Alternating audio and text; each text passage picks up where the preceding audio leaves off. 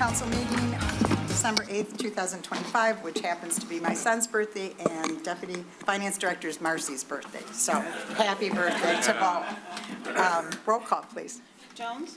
Here. Dixon? Here. Glasser? Here. Hauser? Here. King? Here. Salvia? Here. Trent? Here. I rise for the Pledge of Allegiance. I pledge allegiance to the flag Of the United States of America, and to the republic for which it stands, one nation, under God, indivisible, with liberty and justice for all. Okay, now public comments, scheduled, non-scheduled presentations. We have a presentation from Audrey Hinkle. She is from Rochester High School, and she's going to share a project that she did there for her Girl Scout. Yes. Can you give your address, your name and your address? Audrey Hinkle, like 3598 Sleepy Fox Drive. Thank you. So, Yeah, Marcy can get you. Marcy will pull up your, oh, you can go ahead and talk. Okay. Well, I'm currently a senior at Rochester High School, and I'm in the very final steps of completing my Girl Scout Gold Award, which is a project that requires 80 plus hours of service. It has to be 5 years sustainable, and it has to make an impact on my local community and a difference. So for my project, I worked on creating an honor wall at Rochester High School. I don't know if anyone's seen it, but it's a big board filled with names of Rochester High School staff and alumni who went into various military branches. And on Veterans Day this year, Veterans Day, we had our unveiling ceremony where it was where Senator Gary Peters came and the mayor of Rochester Hills, so it was very successful, and I'm not sure what else I should say. But like, why did you start this project? Maybe the history about the artifacts and where you went with all of that. So I originally started this project because my school's vice principal, Mr. Bukema, who served in the Army, came up to me with this idea after seeing Clarkston's wall, which was similar but a little bit smaller scale, and he said, I want something like this at Rochester. And we had an abundance of artifacts from the old Rochester High School building, which I used to help find names of World War II veterans, because in some of the older books they had like lists of students who went into the military, and so that's how this project sort of began. And then the purpose of this wall is, my goal is to just recognize those who obviously went into the military, but also to inspire students and like to show that this is such an honorable career path and that it's so important to our country and especially the city, as we can see from the amount of names on the wall and its growing numbers. And yeah. Very good. Anybody have any comments or questions? Yeah.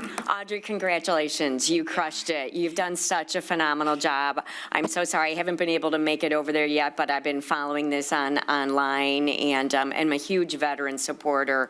And so this is going to take our community's support of our veterans, both current and past, just to the next level. So thank you so much for bringing this awareness to our youth. Thank you. Thank you so much.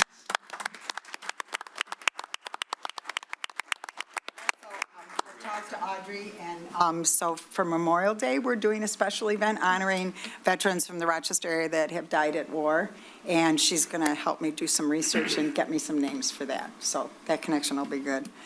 All right, is there any non-scheduled public comments for something that's not on the agenda? Brian, is there anyone online? Thank you. There's no one online. Okay, very good. The approval of the consent agenda. First off, the schedule of the 2026 City Council regular meetings. Hopefully everybody had a chance to review that. And the receipt of the check register reports. A motion? So moved. I'll second. City Clerk? Yeah, Marilyn, yep, I'm sorry. I'll second it. Yep. Motion by Dixon and support by Marilyn. Okay, city clerk, roll call. Jones, Yes. Vixen, Yes. Classer, Yes. Hauser stepped out. King, Yes. Salvia, Yes. Trent. Yes. All right, there's no old business, there's no public hearings. Legislative deliberation first. Consideration of an ordinance amendment to Section 32-71, assault and battery. City Attorney, please. Yes, thank you. I will start this off, and I know the chief will have something to add to this as well. I think what I'll do is I'll take the first two items, the ordinance amendment, since it's one memo that I put together, 32-71, which is assault and battery, and 32-311.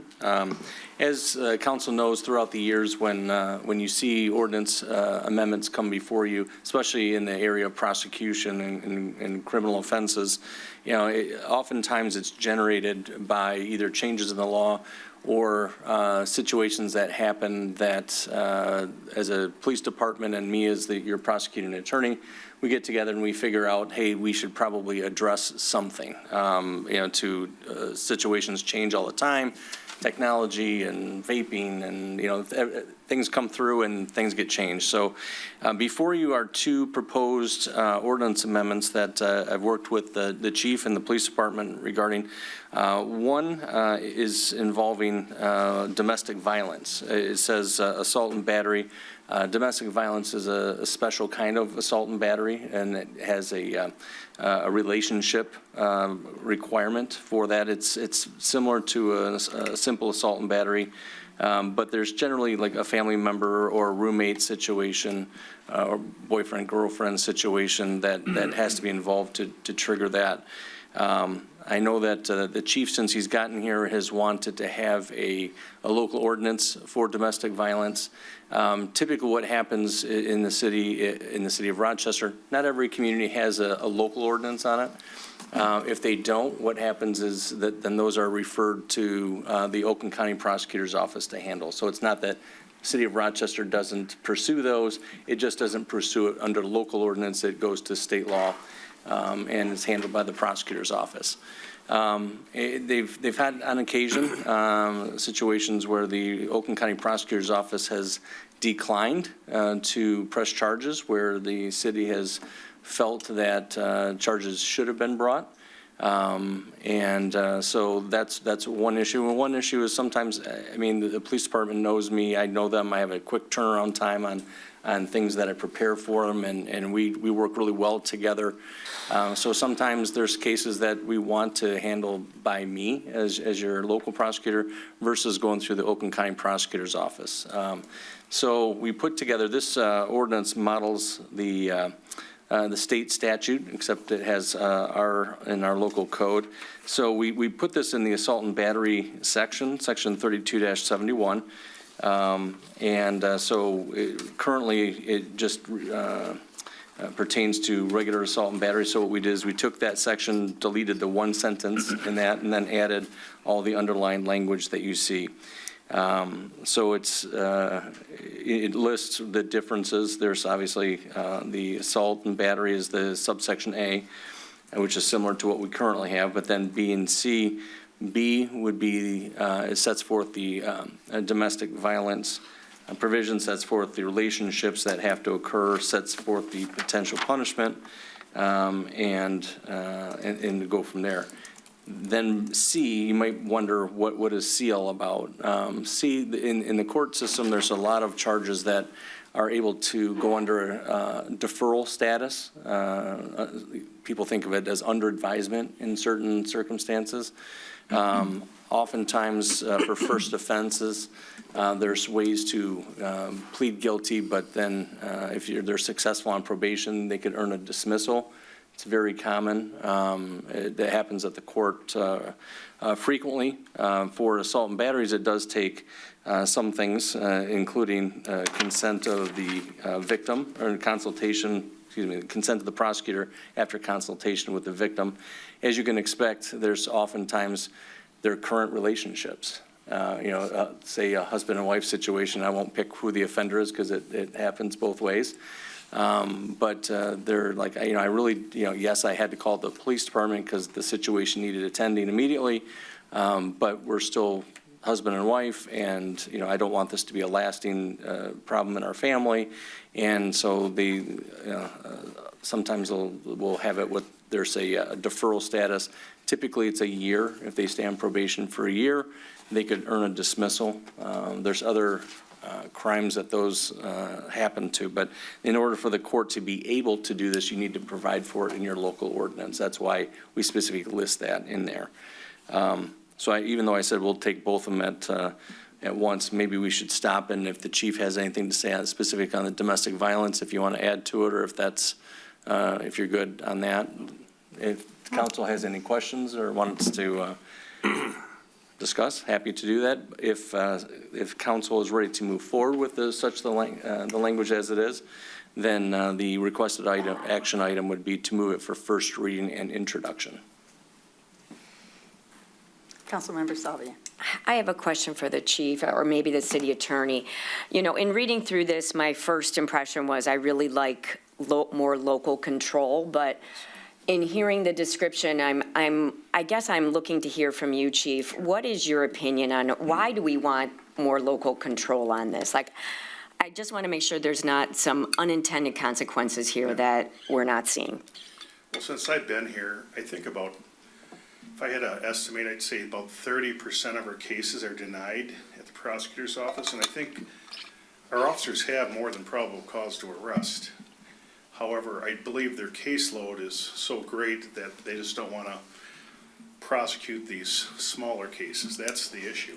So I think by not prosecuting, since we don't have a local ordinance, if we did have a local ordinance, it would give us the ability to at least get the people into counseling, do something. We're sending the wrong message. We're making an arrest for domestic violence. We have to lodge the person, feed the person, go up to the prosecutor's office, fill out all the paperwork. That's time, that's money. Plus, at the end, we get nothing out of it. And it sends a bad message, especially to the people that are involved, that, hey, I got away with it this time. What about next time? So I don't want that to happen. This way, we have local control. And the idea, we don't want anyone to go to jail. The main thing is we want at least bring in a professional, a mediator, or some type of counseling for the family to help them out, and hopefully that works out. At the end, it's deferred, it doesn't go on the record, and it's a win-win thing. We can't lose. Thank you. Any other questions or comments? So in each case, then, it can be decided whether it's taken care of locally or not, or then most of them will be Yes. prosecuted locally and Yes. then managed in that way. Yes. No, I was glad to see this, having known people that have gone through this, and it can escalate, and it can be seen as, if you can mitigate it at the beginning, that's always the best place for a success, hopefully. Yes. Councilmember King.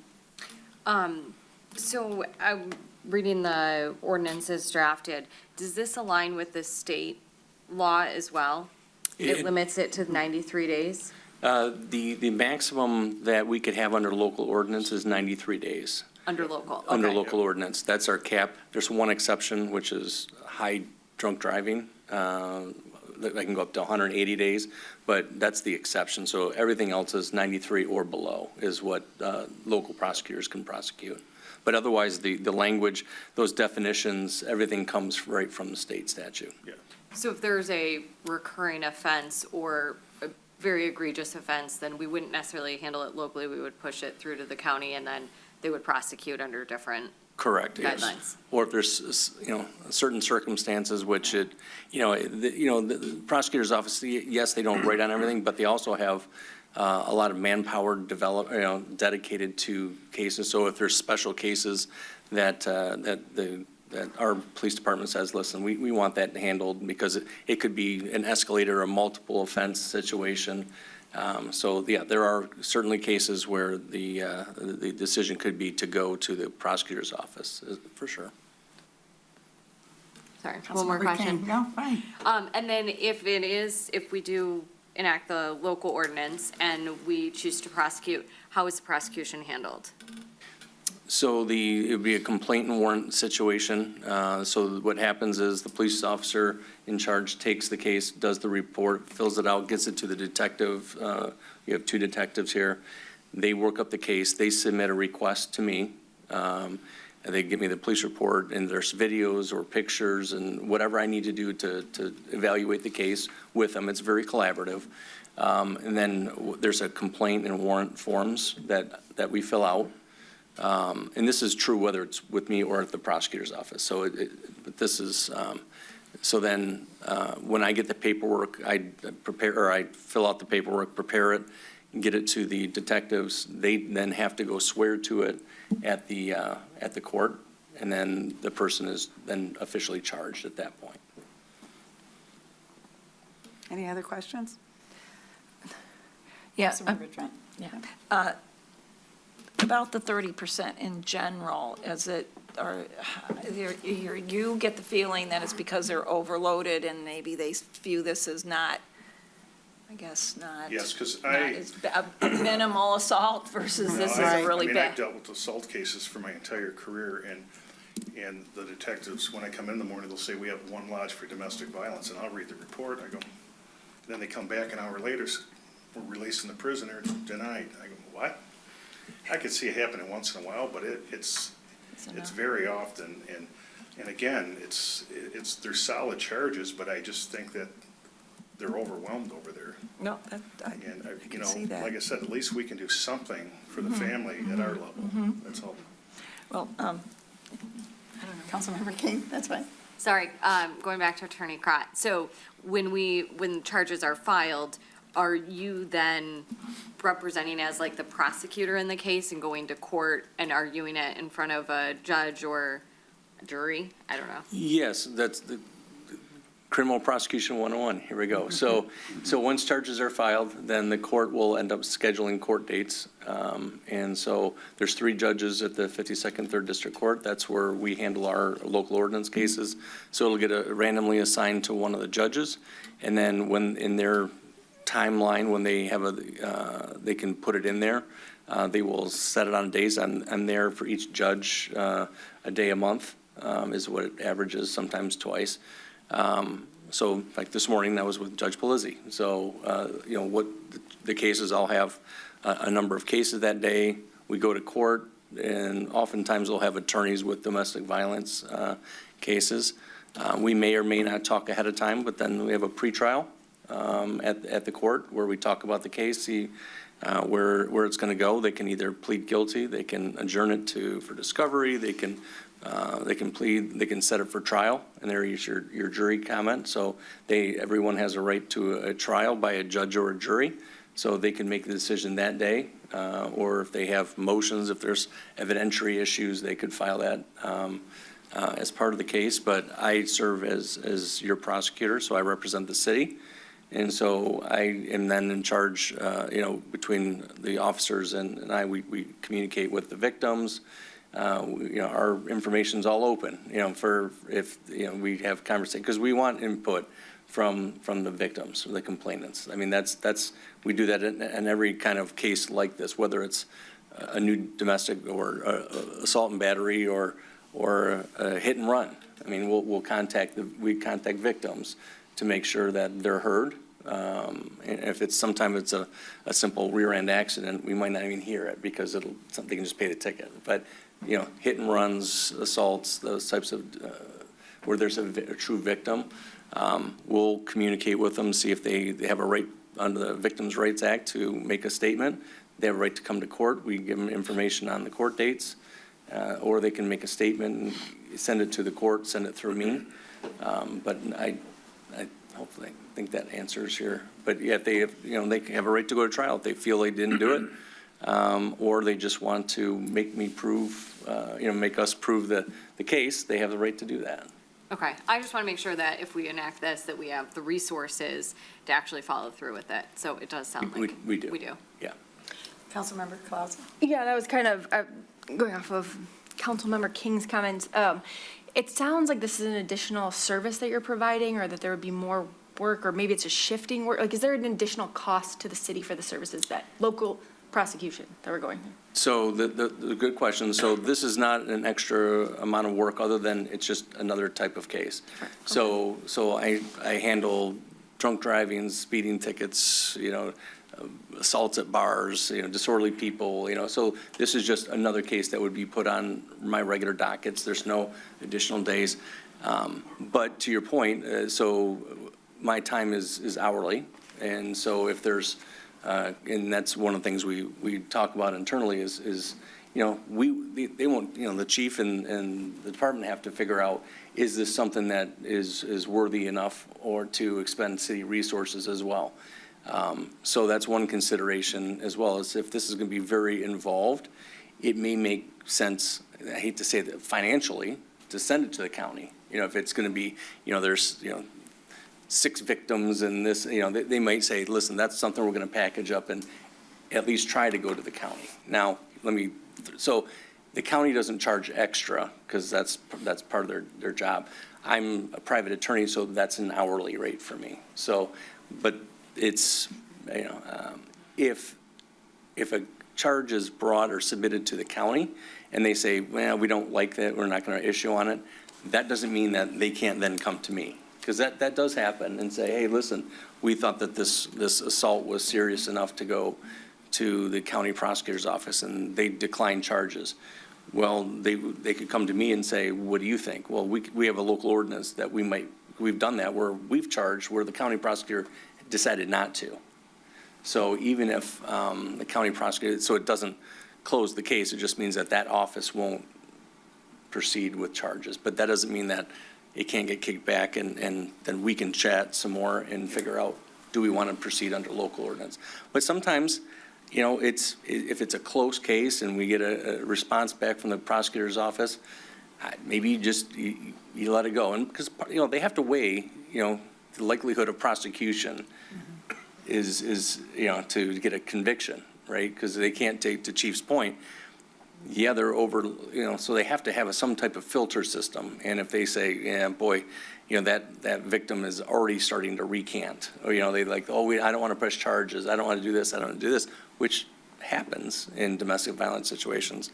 They may say, well, the likelihood of conviction is lower than a worse one, right? So they have to weigh, because they can't prosecute every single case either. So is that anything on that? Our intention is to first go to the prosecutor's office. That's our intention. We probably get maybe 2 domestic violences a month. So our intention is to go to the prosecutor's office first. If they decline, then we'll take it to Mr. Crott for his review and we'll see where we go from there. Yeah, unfortunately, there's not, community-wise speaking, there's not a lot of domestic violence situations that happen. And I say, one is too many, so don't get me wrong, but it's not like it's, other communities I know have so much more of these types of charges. When we talked about whether we should have a local one, it really is 2 or 3 a month It's not many. So it's not a huge amount that goes on my docket then. Okay, so if I can summarize, there could be additional costs because we are potentially doing this, right, at the local prosecution level, but we have a way to evaluate that in a process, so it's not necessarily just piling on to cost, I guess. so Correct. That we can It's not all about quantify cost, right now. but Correct. Yes. Yeah. Thank you.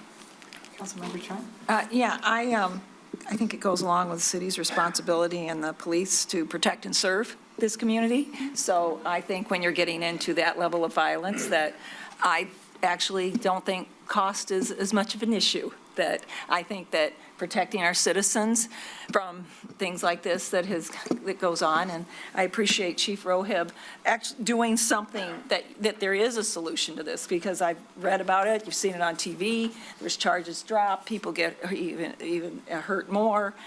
God forbid that they get killed because nothing was done or nothing could have been done and they were let go. I mean, there's nothing worse than that feeling that someone is let go when there could have been something to stop it. So I would like to move to, for a first reading and introduction for the consideration of the ordinance amendments to Section 31 through 71 on the assault and battery ordinance change. Motion by Trent, Support? support by Salvia.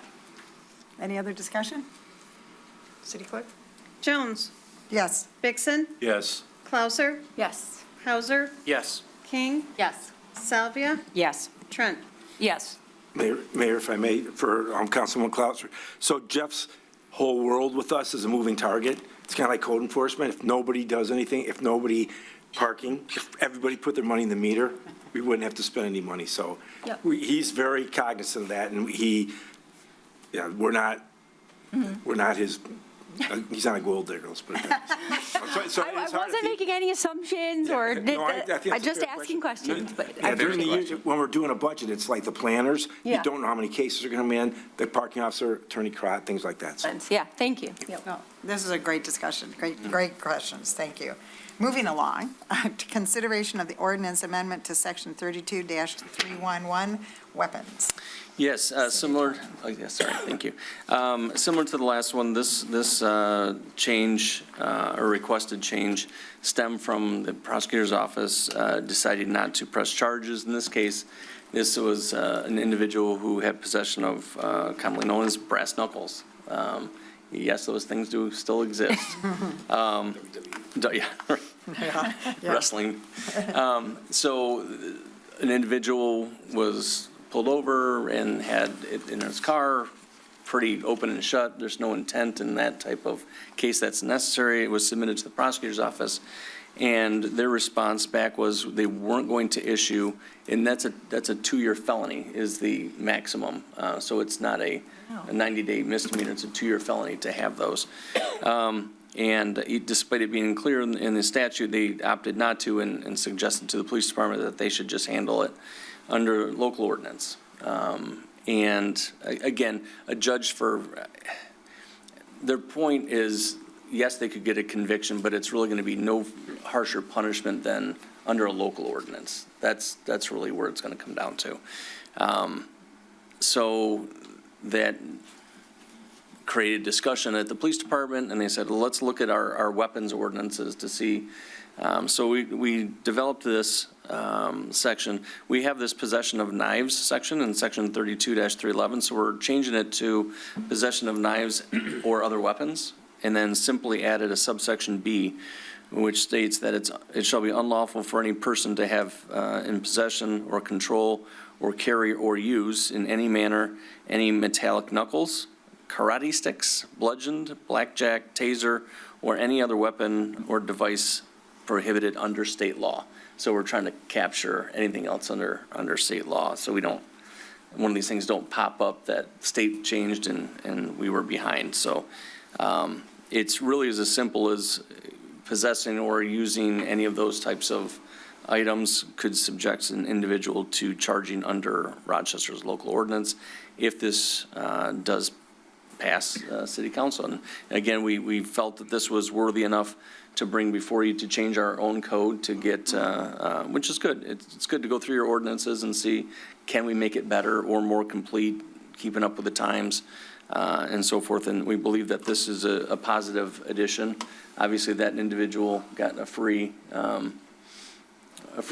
situation, get out of jail free, Monopoly reference. So, but he did not get the brass knuckles back, of course, because that's illegal. So anything you want to add on that? I mean, this one's pretty straightforward as well. This But is pretty straightforward. It mirrors state law, and as Attorney Crott said, as we're going to I'll probably be coming up to you very often to update some of our ordinances as we run into certain situations, because our ordinances they're great guides, but they're not perfect. But in this case, we're just being more efficient. So as we come across a case, if we look at the ordinance, if something's missing, I'll come here and seek approval to get the ordinance amended. But for the most part, we've been doing very well. It's just the last couple months we ran into these situations, so we wanted to make some amendments.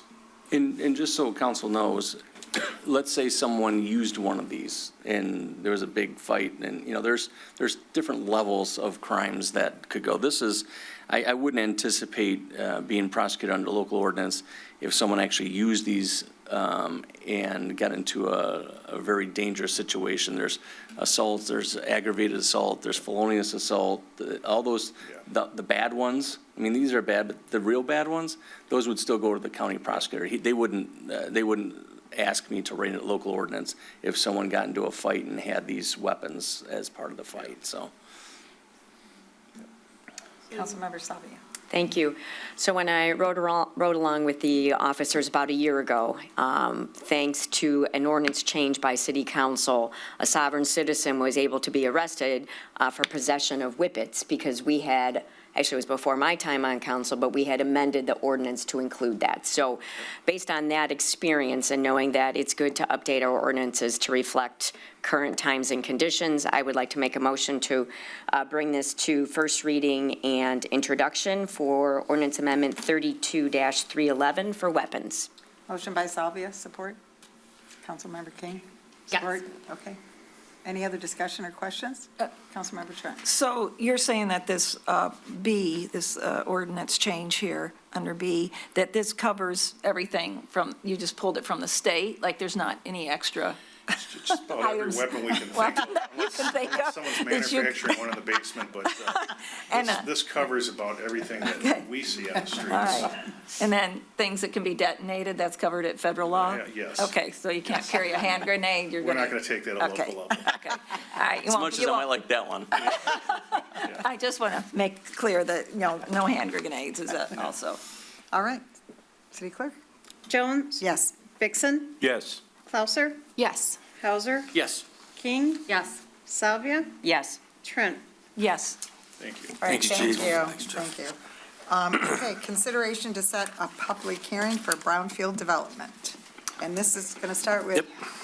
Thank you, Mayor. City Manager. We're going to tag team this evening. We have one goal this evening, one action item, which would be to set a public hearing for January 12th to hear the Brownfield Redevelopment Authority's recommendation on the Solaronics property. So tonight, you're going to meet Jay Hugh and Scott Ronan from our Brownfield Authority. Our chairman of the Brownfield Authority has been Christian Hauser, done a great job for a long time. So I just want to say a couple things. So as we go through this next step on this process, and I've had some really good questions from council already because we put this out over the weekend. Thank you, Marcy, for putting together a Brownfield 101 slideshow. It's on our website, lets people know what the essence of a brownfield is.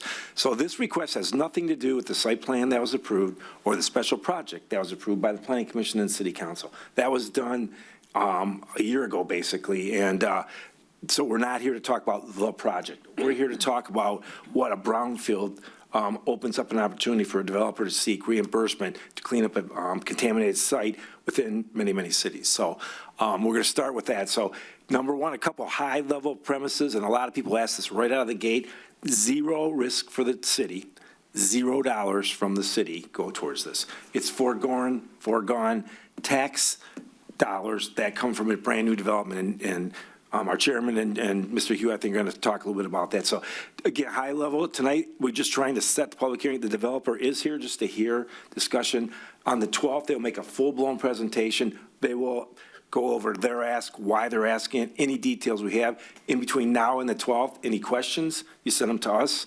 Marcy and I and Anthony dealt with this. Jeff's been our attorney on this. We had an outside attorney before.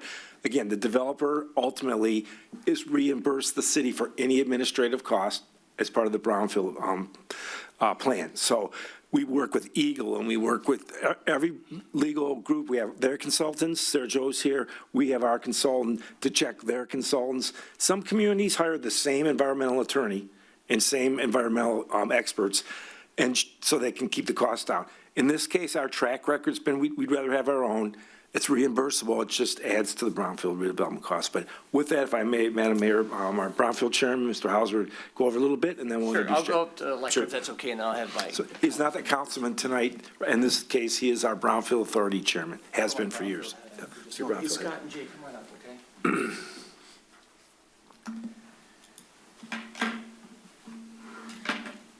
Okay. Good evening. As you know, my name is Christian Hauser. I'm on the Brownfield Redevelopment Authority. With me tonight are Scott Ronan and Jay Ha. I want to thank Mike Plesh and Tom Delanoy for their work on the BRA as well. From our perspective, I thought what we would do is break this up a bit. I'm going to give a brief introduction background on the Brownfield program as a whole and the mechanisms of how it works. Then Jay will talk through a bit about the program as it pertains to this particular matter and the work that we did on this particular project. And I thought nothing could be more captivating than one lawyer talking about tax incremental financing. So we'll have two lawyers talk about tax incremental financing tonight. So we will try and keep it interesting. And when we're done, we'll answer any questions, okay? Any questions that you have, nothing is off limits. So here's how this works from a global, high-level view. The Brownfield Redevelopment Act is a state statute, okay? It's codified under MCL 125-2651. And that says that a municipality may create a Brownfield Redevelopment Authority to develop and implement brownfield projects. In 2017, the city of Rochester formed its own Brownfield Redevelopment Authority under that statute. And the authority promotes the safe reuse of previously developed and contaminated properties by addressing contamination in the environment, minimizes urban sprawl, revitalizes communities through investment, and increases tax base and job creation. And it's worth mentioning that our brownfield aligns with our master plan that's on our website. So if you go to page 116 of our master plan and the implementation strategies and opportunities, it reads, the city has a wide variety of techniques at its disposal to help implement its long-range planning. These tools and techniques include, but are no way limited to, brownfield redevelopment. And again, the goal is to revitalize an underutilized property, enhance stock in the housing market, increase our tax revenue, and provide safer and cleaner environment. So with respect to the brownfield redevelopment, the environmental cleanup is accomplished. The payment is through a tax incremental financing, which provides developers an opportunity to invest in a property with environmental and or challenges while at the same time providing the city with the ability to clean up contaminated property. And a TIF is a mechanism that the city uses to pay for the improvement by using future property tax increases from that new development. And as Nick had said, no money comes from our general fund to pay for this, okay? And I'll get into that a little bit later, but again, to be very clear, this is a reimbursement. This is not an expense, this is not a cost. This is a reimbursement that we give back to the developer after they have paid their property taxes for that particular year. So in this instance, the developer and its environmental consultant have prepared a brownfield plan, okay? And I believe that brownfield plan will be presented to City Council sometime before the next meeting. And this is the brownfield plan, okay? And in this plan, it identifies the project, the scope of the contamination, and more importantly, the estimated activities that are going to be needed to clean up that property. And so you'll hear me, you'll hear Jay and Scott, you'll hear Nick, and you'll even hear the developer talk a lot about, quote, eligible activities. An eligible activity is a defined term in the statute, okay?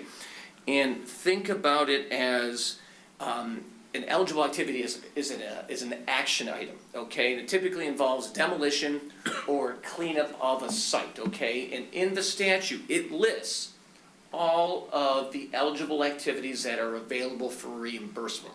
If it's not defined or part of that statute, the developer cannot get reimbursed for that. So for instance, it's typically demolition of a contaminated or a hazardous structure and then the environmental cleanup. They do not get reimbursed for going vertical. They do not get reimbursed for building roads or paving roads or doing sidewalks or landscaping. This is strictly the cost that it is incurred to clean up the contamination. And what happens is in this plan at table 1 that you'll see is an itemized list, line by line by line, of the anticipated costs that the developer is going to incur to clean up that site consistent with EGLE regulations. And so the city has its own environmental consultant, AKT Peerless.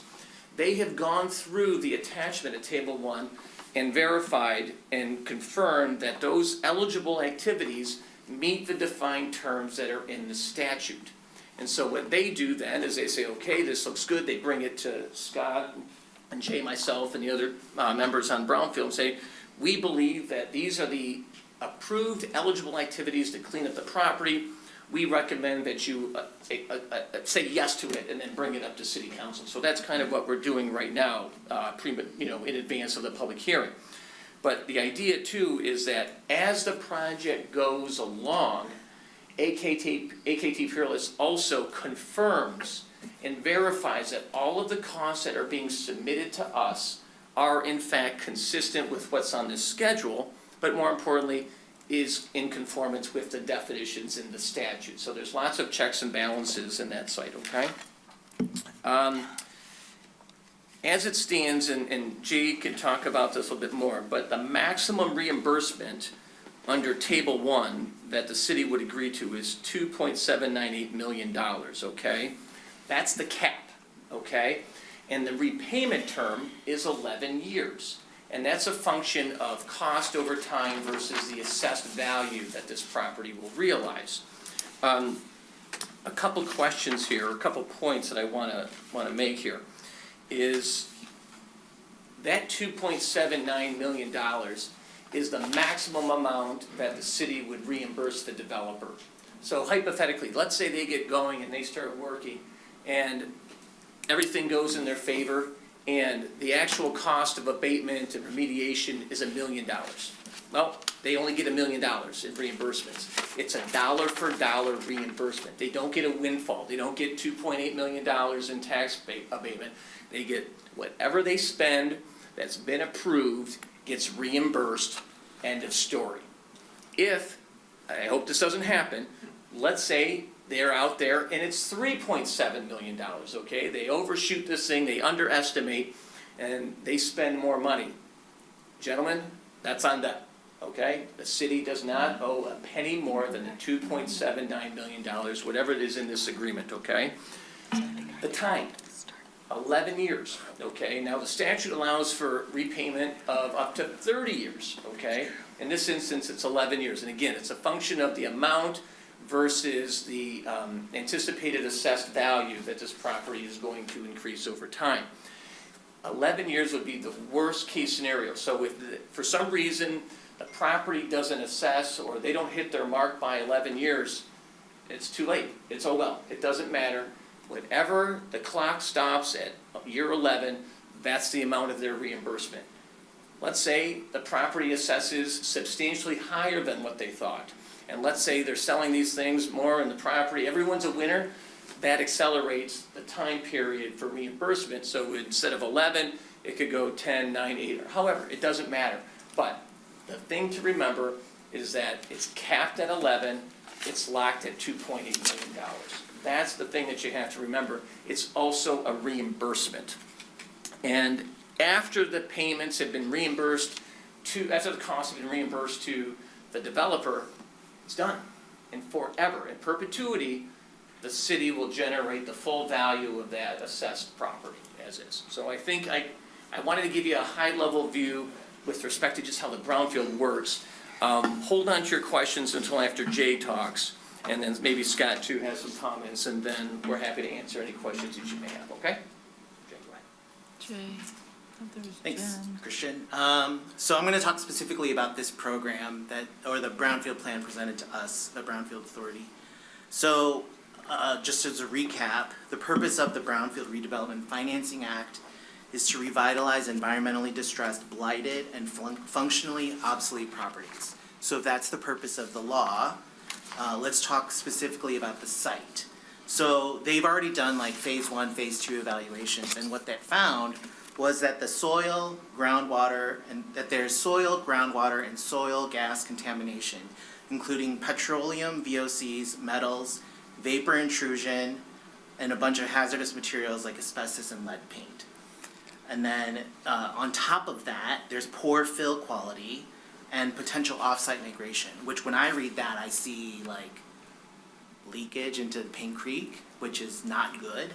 And so like all of that is terrible. It's just sitting there, not being used, totally contaminated. And then the current property owner is not required to remediate the property. Under the law, they're only required to keep it status quo. So You know, we can go to them and say, hey, do you mind cleaning this up? And they're gonna say, go pound sand, city, we're not gonna spend $3 million to remediate when we're not doing anything. So, translation, if it's not redeveloped by Champion or another developer, it's just gonna sit there, continued, unused, polluted, maybe polluting one of our greatest natural resources in the city. And just for everyone's information, Champion has already spent money doing these evaluations so that they can get this up and running. So moving now to the actual plan.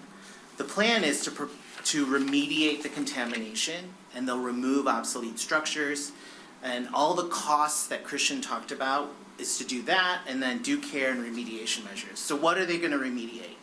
So the plan is to do vapor mitigation in new buildings, contaminated material removal, engineered barriers, soil and groundwater management, underground storage tank removal, asbestos and lead abatement.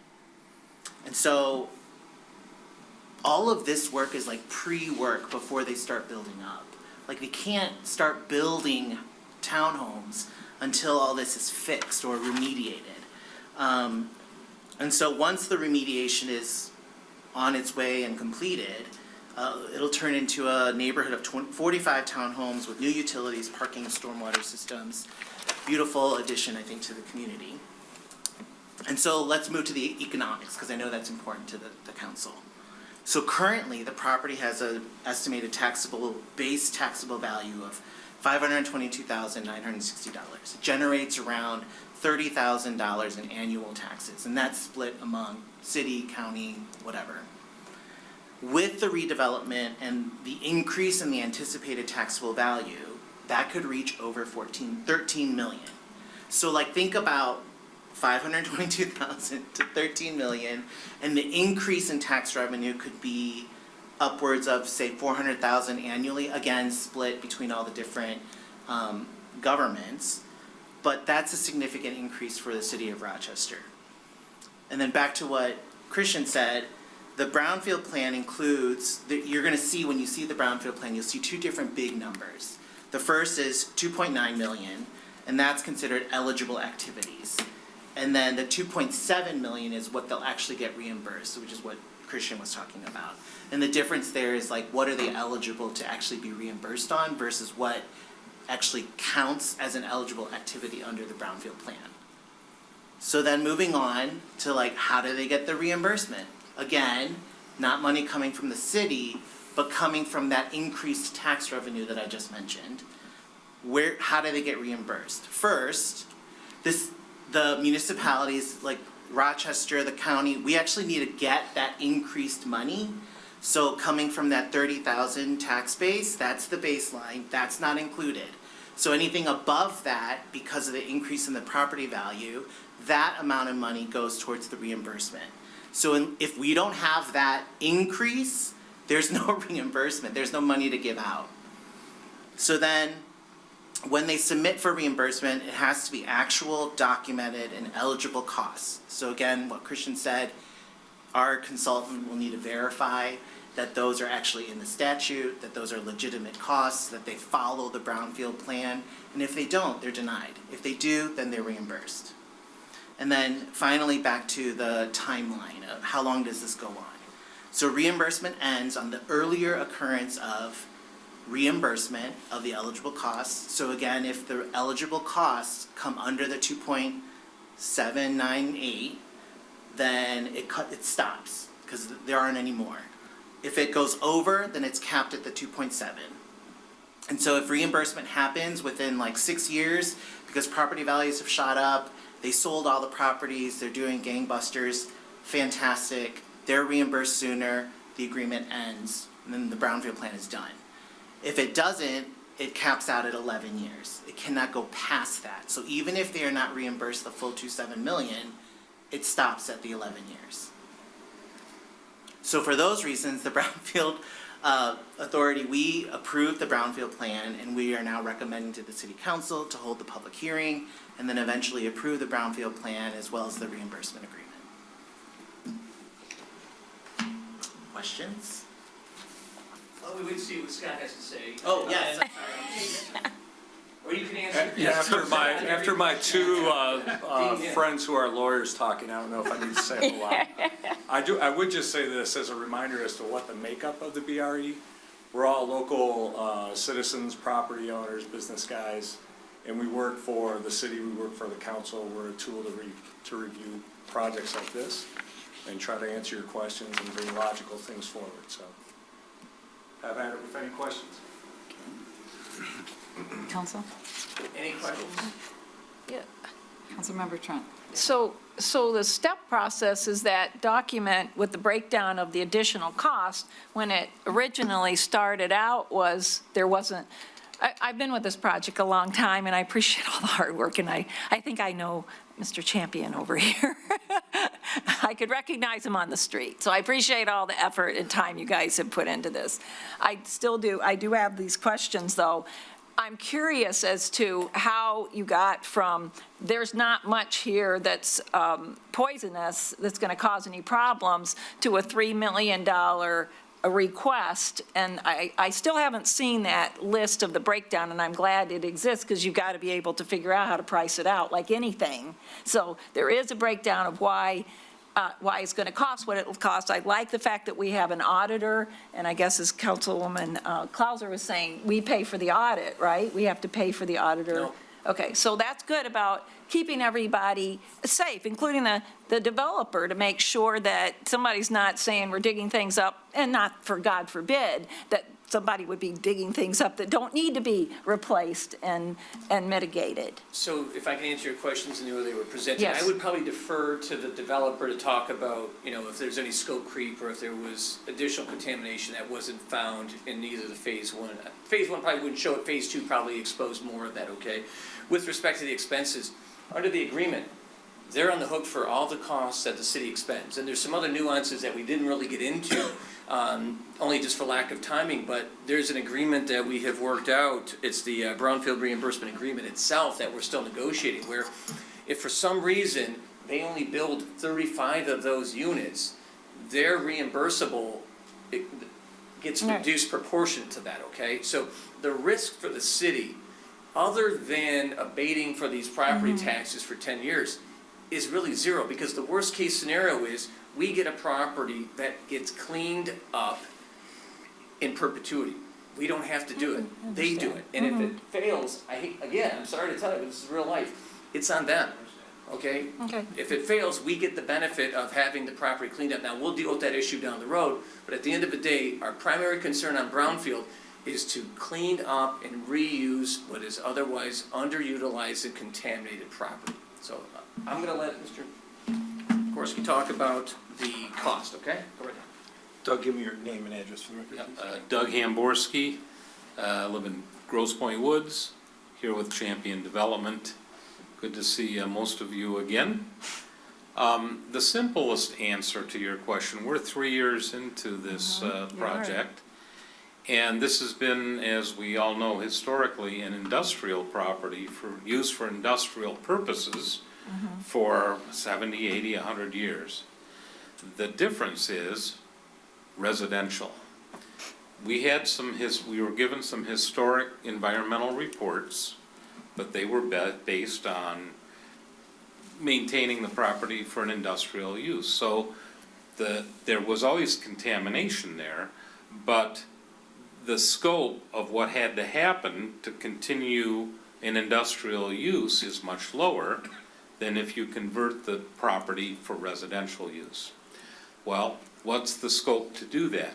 We hire PM Environmental, Sarah Joe's on our team. They do an additional updated phase one, phase two, which is, I think, 35, 40 holes in the property at strategic locations. You'll see it in the report.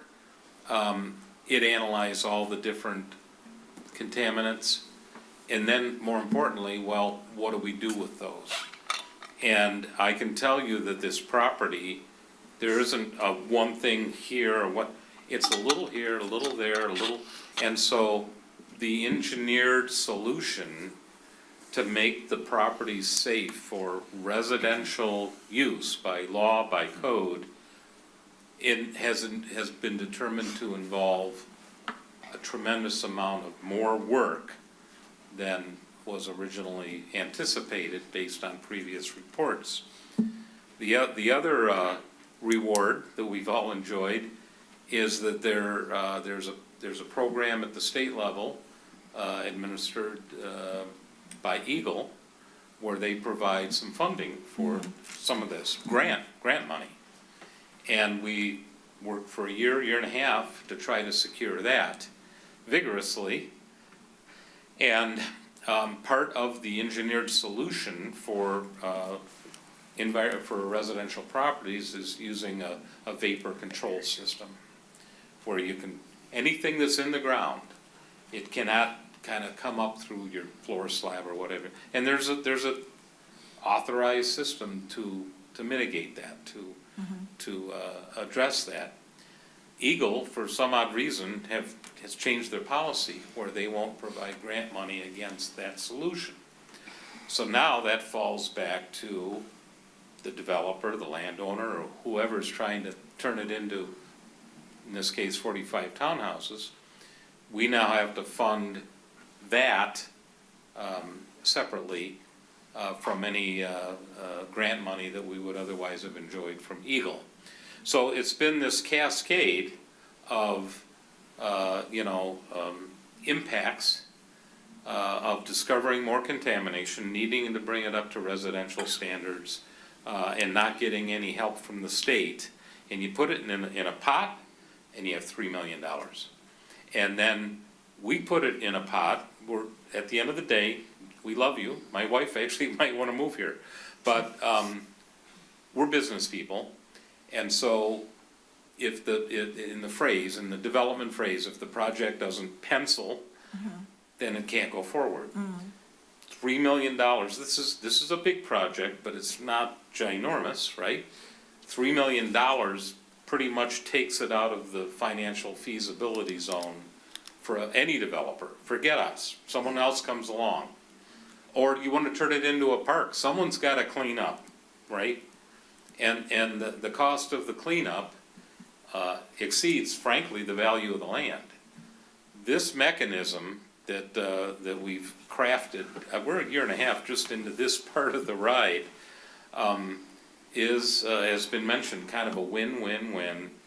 No one, the only ones at risk are us, and even whatever money we get, we kind of got to wait 10, 11 years to kind of get all of it. We'll get a little each year, whatever that extra tax increment comes in that can be redirected to reimburse us. Keep in mind, we will have spent the $3 million in the first year of this project, and then we're gonna wait over 10 years to get 300 grand here, 400 grand there. We're willing to do that. We can hold off on that, but we can't absorb it all. And so that's kind of a long-winded reason for the simple question, hey, we're 3 years into this, these guys surely knew about this stuff. Why are they coming to us now? That's the reason. Thank you. Thanks. Councilmember King. Can you stay up there real quick? Can you speak to, since Steve Sage is no longer with us, can you speak to the status of the Paint Creek Trailway property? So there was the easement, Yes. and there's the property that's will be given back. I know I think there was an initial timeline. I think we've probably exceeded that timeline because of all of this. But can you just talk to the status of that and? Yeah. Well, I think it's tied to the ultimate, permitting and project moving forward. We have no intent to continue to use the property. It technically, I think, is still under contract with the current landowner. Okay. And the current landowner still has the opportunity to, use the property for storage, for other purposes. And so as soon as we can resolve this, which we're hoping is January 12th, plus or minus, the sooner we can, I bought 3 brand new shovels and I'm ready to go. So we're as soon as possible. So I'd say as soon as we get that permit, then we would execute legal papers to get the property back to the trail. I can help with Okay, that. so you Mr. haven't Rush. closed. That is correct. So they don't own the There we property, go. so they don't have the Okay. right to. Mr. Rush said it's a part of the site plan conditions, so they can't even pull a permit until that document's executed, so. Does that answer your question? Yes, yep.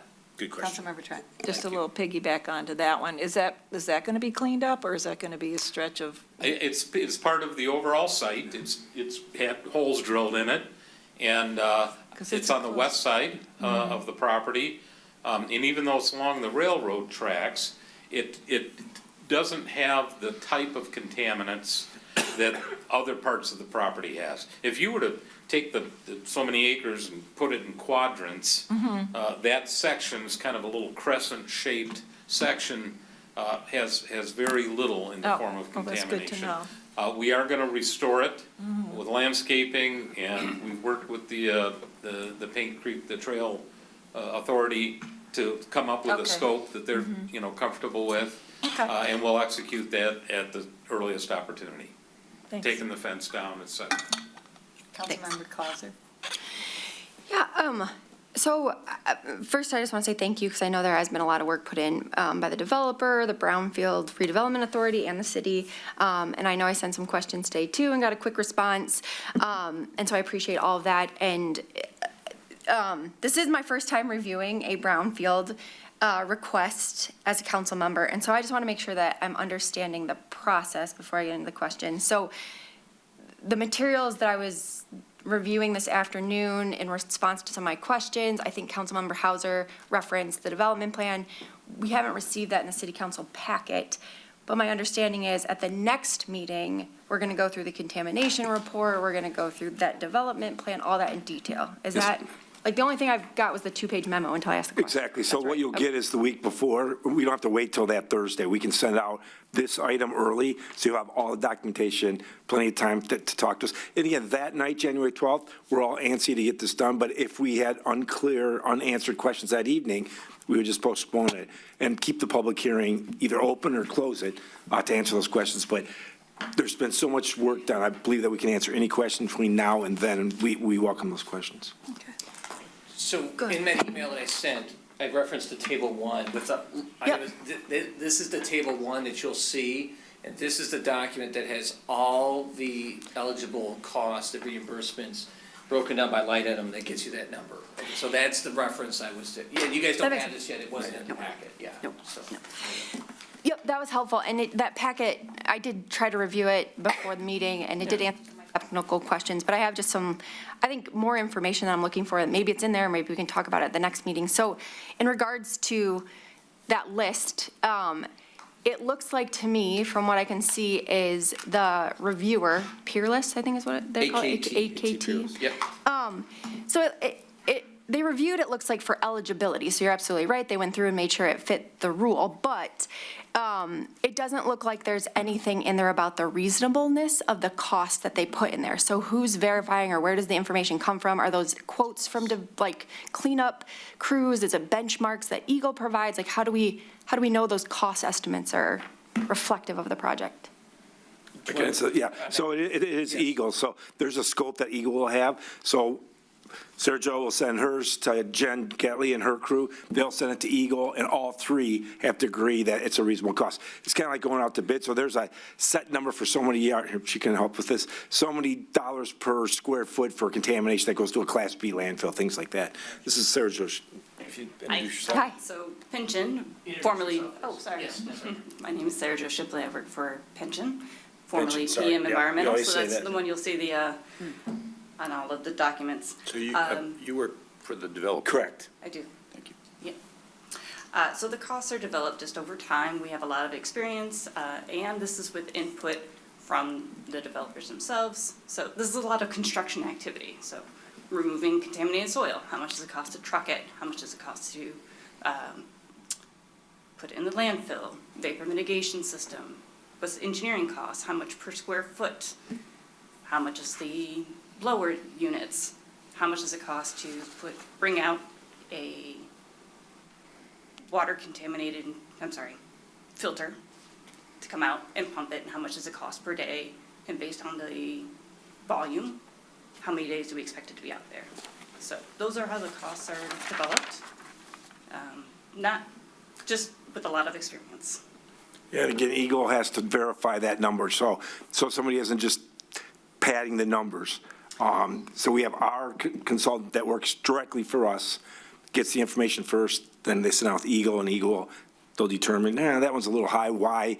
Don't touch something you don't have to touch, and, that's So the key. Does that process, do we get line of sight into that, like at the next meeting, to say Eagle said this was too high, or like where does? Right now, where do we Eagle's verify already that looked at happened? it and said they agree with our submitted work plan already, so.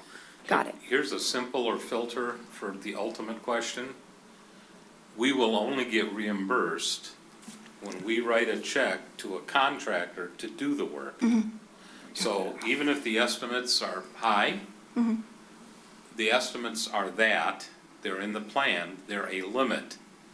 If, as has been mentioned, it becomes $2 million, there's a contingency that's part of the plan. Maybe we get lucky, we don't have to use any of that. You will only ever reimburse what the actual costs are within the guidelines that are in the plan that have been scrutinized by all these different agencies. Yeah, and that leads to my next question of,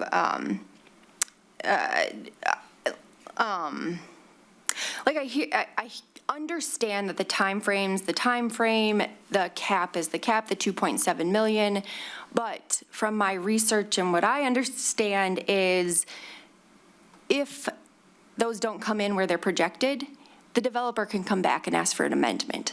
And you can. We don't have to grant it to you. Thank you. You can come back, just like the first estimate was like 1 million, and now you're back for 2.7. So if something happens, you can come back. And so I guess what I'm asking is, just for the kind of market analysis behind this, to give us some confidence that we won't be doing this again in 4 years or 5 years, that the market value of the houses are going to come in at the 13.7 million that we're estimating. And I get it's not perfect science, but I just have a 2-page memo, right? So this is the detail and information I'm hoping we can have at the next meeting and conversation. I think the best thing to give you some peace of mind is we're 3 years in and a few $100,000 into this project. We have confidence. We check our numbers routinely. The values, the market, the costs. We drilled 40 holes. The original reports had 10 holes, right? And, $1 million. Well, no, we got to make it to residential standards. So our due diligence to get to this date, to 2025, has been expensive and painfully thorough. And so that's why we are comfortable signing up for this risk, because there's a time limit and a dollar limit. And if it goes over. I'm going to answer a little different to Councilwoman Klauser. She's really talking about the market of the units. That's their problem. Let's say they think they could sell them for 700 and they sell them for 500. They won't get the tax increment ever. But at the end of 11 years, they won't get there. That's their problem. Again, zero risk for us. That's a really good question. But so they're banking on, hopefully the market will drive those up, but we still want something that's affordable. They didn't come in here and say we're building $2 million condos. We told them we don't need those. So they're trying to find that sweet spot that they can sell them. But if the market crashes and housing's horrible, they could always come back, anybody can always come back to ask anything, but that'll be this body, the bra first, then this body, that would make that decision, so, if that helps. Yeah, and so the other thing that I had, or hoping we can have more information on at the next meeting too, is this is a private-public funding mechanism, right? And so you are coming to the public and asking for help. And so I understand what you're saying, and I trust, but verify, right? Like, why is public participation necessary for this project is what I'm getting at, and the numbers behind it. So I believe what you're giving us, but I'd like to hear from city administration or Brownfield that they're also assessing this, or Eagle or someone, to just make sure it's reasonable and proportional and we're being good stewards of taxpayer dollars. So that's where this is coming from. And with that, so what I'm also hoping for is some kind of financial necessity. So I heard you say that that the project can't absorb the environmental costs, right, to clean up, which I feel like makes sense from everything we've heard. But I'm also wondering, again, if we can just get some kind of analysis or something that shows how the brownfield tool is going to address that financial gap. I completely understand the developers are, are expected to make profit. You wouldn't be in this otherwise. So I'm not looking to manage the profit margin that you're after or anything like that. But I just, again, why is public participation necessary to make sure this happens? Is that equal to the public benefit that we're getting? Otherwise, why is the public involved, public money involved? And then, the other thing was, were there any alternative funding options considered, and why aren't those viable? Like, those are all things that I just didn't see in the packet. So I'm Scott Ronan again. I'm part of the Brownfield Authority on your behalf. But a real key point of that when you say public participation is right now the thing that's really striking, again, chicken and the egg with the package we'll go through this will be available to you, is that property produces $29,459 of tax right now, property tax, and then it's split in all the buckets. They're going to invest about $16 million. That's just development. The environmental piece is 2.9. They're capped at 2.7. They project they're going to spend 2.9. That's on them. And then the property tax generated will be $465,000 a year. So the participation in the mechanism is that they are going to write the checks. We are going to basically credit them as they produce by the appraiser, the appraised value, producing the value, credit against what they spent.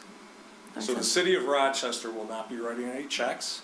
But to your point, to get a feel for that, to say, hey, 11 years, that seems like a long time. It can be shorter, it cannot be longer, it can be less, all of that's on them to manage. So that relative change in the tax, that's what really got our attention.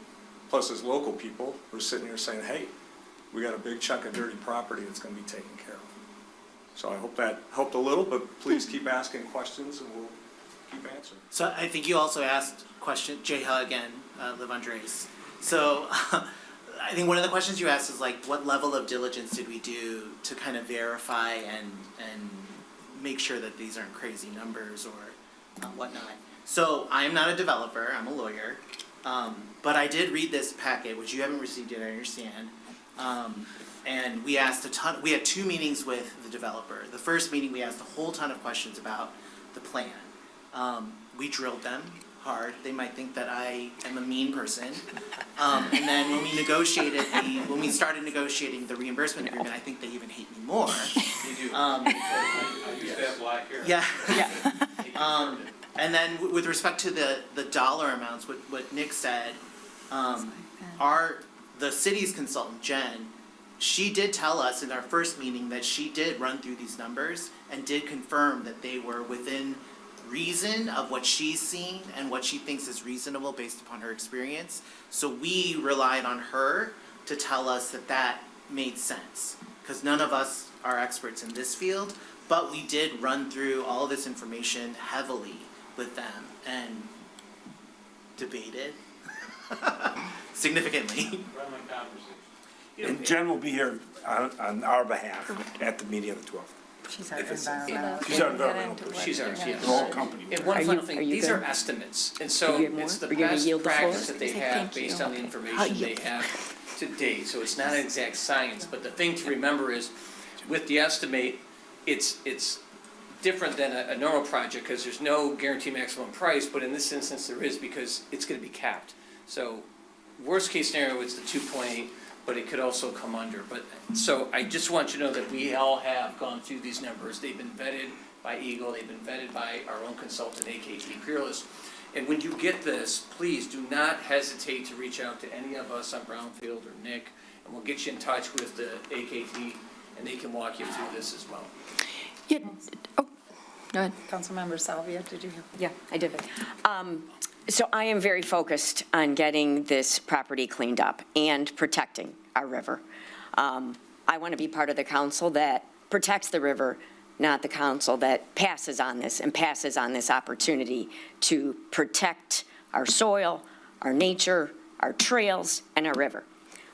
having said that passionate comment, I know the city has experience doing a brownfield. Does Champion have any experience doing a brownfield? Yeah, we have actually a recent experience in another community with overwhelming approvals. And not to complicate the discussion, our focus is environmental.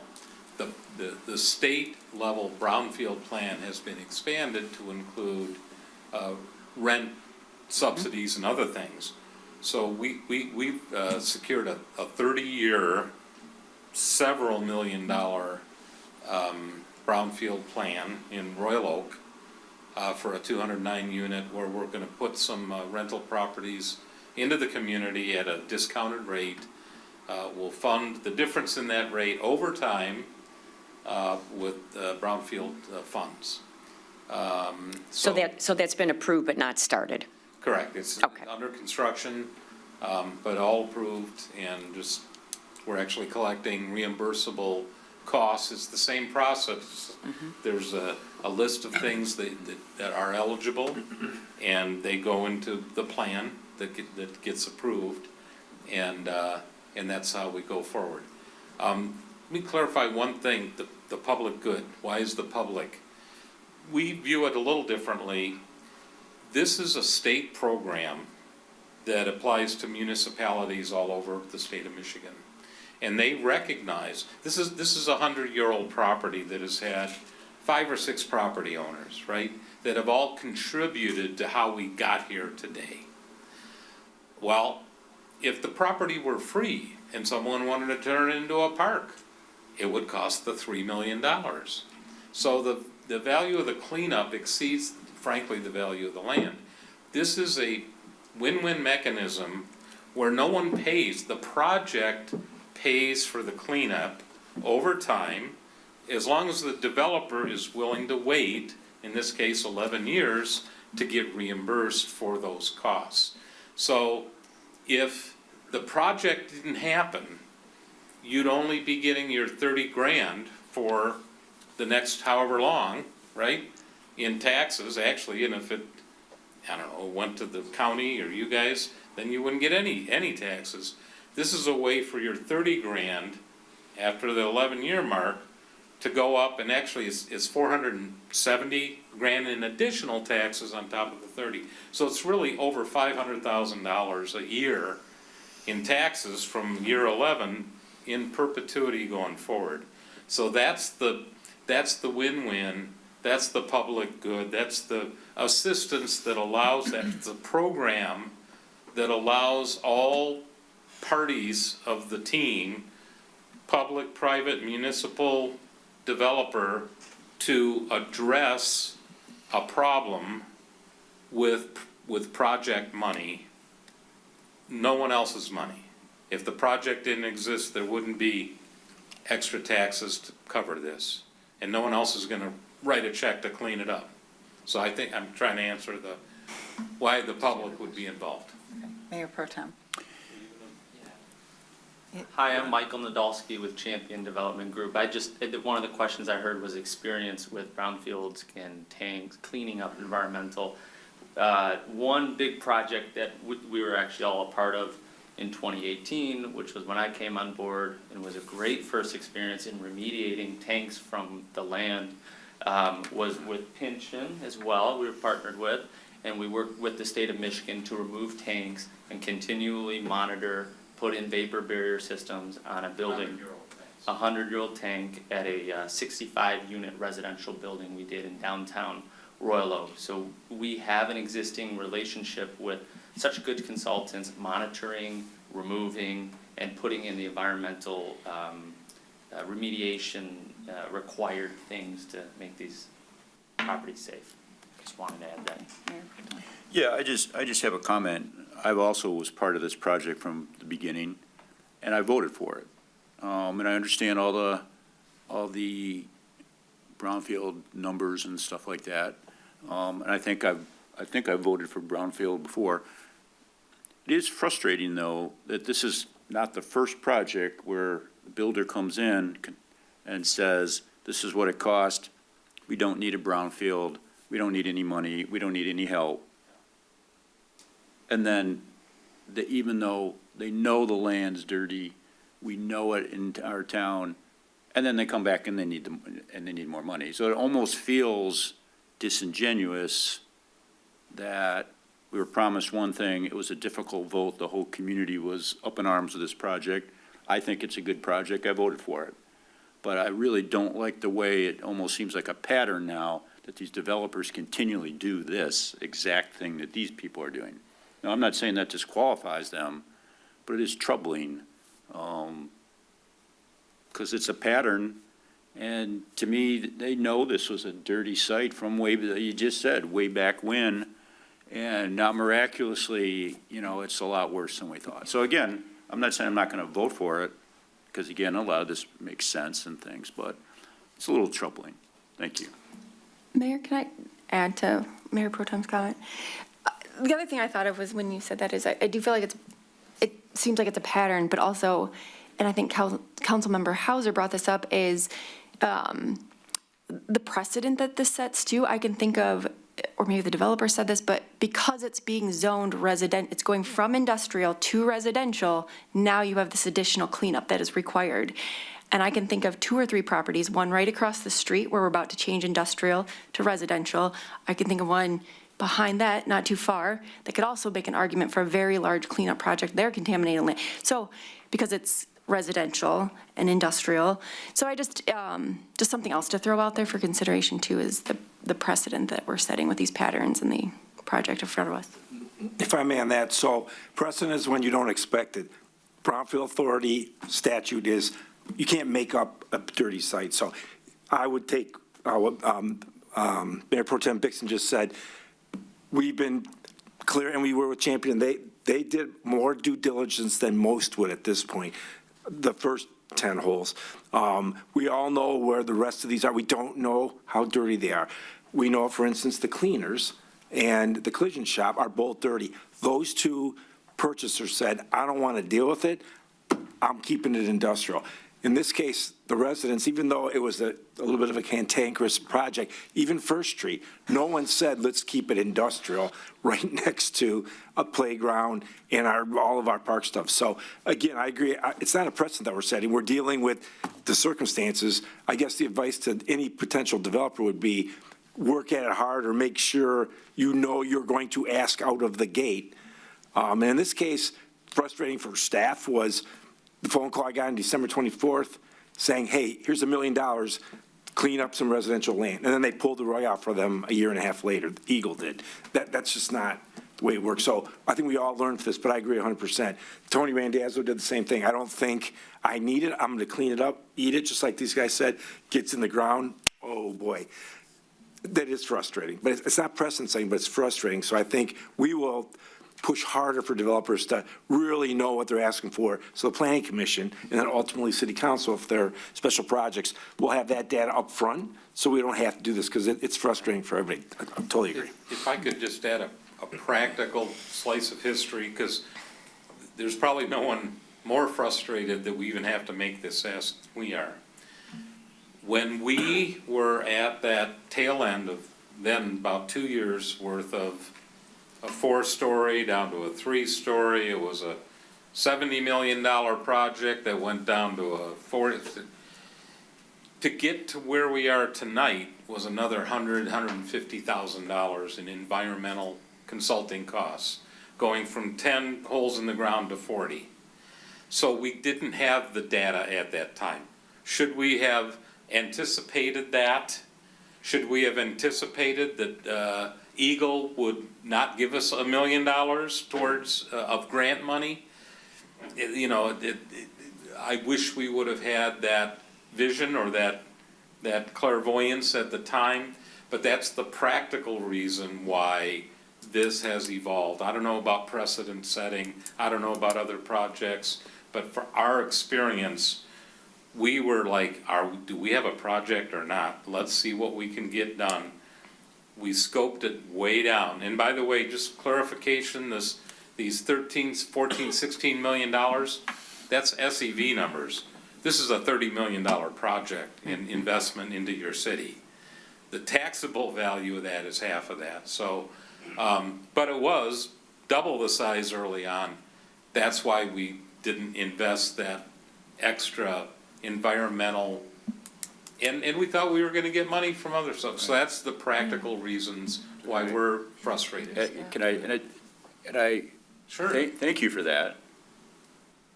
But that was like a risk you took, and now you're asking us to make up for your mistake. I'm just, you know, and that's your right. And we may vote yes because it's, you know, it's a good project, but I'm just saying. I have a question. Councilmember Trent. So is my understanding is, could you have stopped at the drilling of the 10 holes, and then they would have said, okay, just clean this amount up? Or would you have had to, is this you doing the due diligence as you're getting into the Yeah, project, no, going, whoa, right, I need 40, even though they only said 10? Would you have had to further down the line? Do you think you would have had to do more cleanup? And this gives a more of assurance to get to the ceiling of what's really in the ground? Yeah, we would have loved to have stopped at that lower limit, but we had to develop the scope that would allow us to get approved at all agency levels, and that's where we had to go with it. And we just weren't sure whether we had a project at the time. As soon as we got our final approval for the townhouses, we immediately, hired Pinchin to do get that. the extra data. And the asking part, we're putting out a proposal. We've discovered this method that doesn't cost the city money. It just defers some income for a period of time, but the city isn't gonna, there's no Right. general fund money. There's no risk in that regard. So the risk is still all on us, even over the 11-year period. So, in fact, the more we talk about it, the more it's like, why are we doing this? But we are doing this, and we're in, and we hope this can all work for everybody. I just have one quick comment, and just, I'm curious to know, Councilmember Hauser said it might not be the 2.7. So not that much, how would you not have more exactness on that? And if it might not be the 2.7, it might be less, then why are we not possibly going to be more? Like, I would think the estimate you get would be very close to exactly what it might be. Well, from a more perspective, whatever number we agree on, that's it. It's locked and you can't, that's the limit. So the amount of I guess money. I just thought the science would be better to come up with the number, that's all. I mean, they're looking at quantities and estimates based on material, and when you start excavating and when you start moving stuff, do you really know how much cubic yards can you put into a truck? What's the trucking rate gonna be a year from now? Are there seasonal limitations and say, hey, I've gotta do it in this time of year versus in the summer, what's capacity? So I think they use their best methods to come up with a number to get that estimate. But again, the thing to remember is whatever number city council ultimately agrees on, if they want more, they'll have to come back and ask. I don't have a crystal ball here, but I'm gonna guess they're probably gonna say no, okay? So the idea is that that's the maximum amount. If anything, it would come in less. If I said anything incorrectly, please go ahead. I think the only other way to also enhance the answer to your question, 40 holes would maybe need to be 400 holes every 5 feet on center, because underground contamination is a tricky business in that it migrates, right?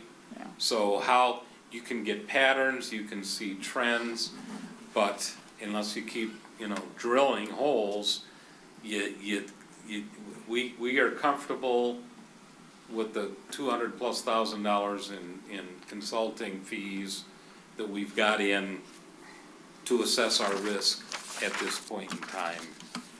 And we're willing to go forward with that. But that's the simple reason of why can't you be more precise now? That makes sense. We'd have to go to 400 holes or 200 holes, whatever. Yeah, thank you, It's way- that makes sense, And for sure. Mayor, good news story on Rewall, there was a combination of both those. Once they got on the ground, they found out through engineering that they could shorten the trenches up, keep them a little less, nothing gets dug down in the sewers, and so you try to keep them as limit the intrusion in the bad stuff as much as possible. That cost a little less. Then on top of that, when their building was assessed, they were happy and not happy, but it came in at a higher value, Yeah. and it knocked it down to 3.5 years instead of 7. We would love to have this be 7, not 11, get us rolling. But again, they did their best analyzing everything, but a little less cost, a little more value. So Yeah. it's not science, I can say that. Great public benefit you're going to inherit is stormwater management. This site currently sheet drains to wherever, the creek, the road, which is how the zoning and the engineering's been for decades, right? Stormwater management is a fairly new, the last, I don't know, 30 years plus or minus.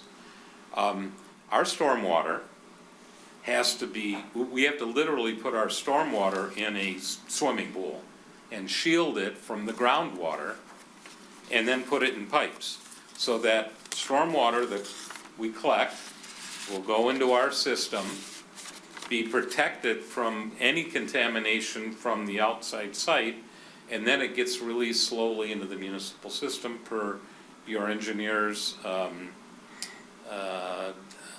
approval standards.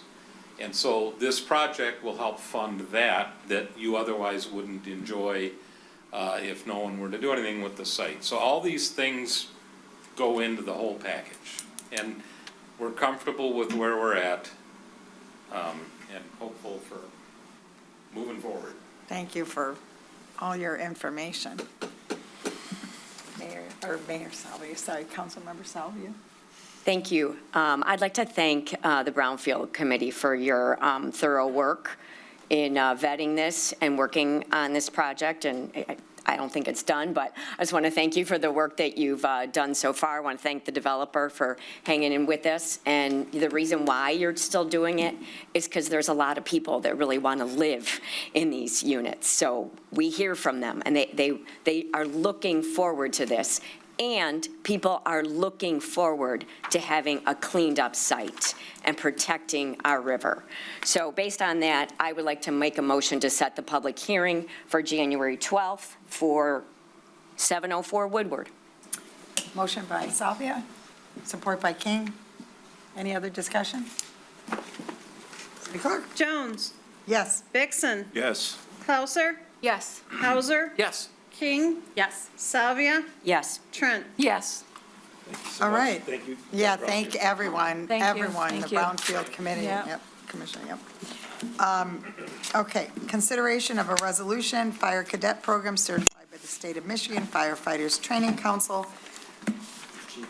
Yep, Chief.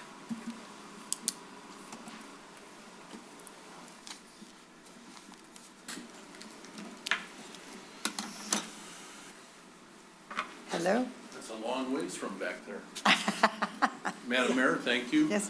The resolution that I'm asking for council to consider supports the fire department establishing an official cadet program. We've had a cadet program for many years. We've decided that we'd like to upgrade it and come in line with the Michigan Firefighters Training Council in support of an opportunity that we've been working with Karen Mulsbury from the school system. Council may remember about 3 years ago how you put forward support of starting an EMT program that we were running at the fire department. And we now would like to go ahead and start that as a fire program too. The seniors that qualify from the high school will spend time with us doing work at the fire station, along with then attending classes at night at our regional training facility. And they'll start in January. They'll go until about June. Once they graduate from high school, they'll also be able to then take the state test and become certified firefighters 1 and 2. And in some cases, some of them may have already then committed their EMT, and now they are eligible to be hired any place across the state or in the city of Rochester as firefighter EMTs. This is a program that I've been working on for quite a while, and I'm looking to try to go ahead and bring it forward for your consideration.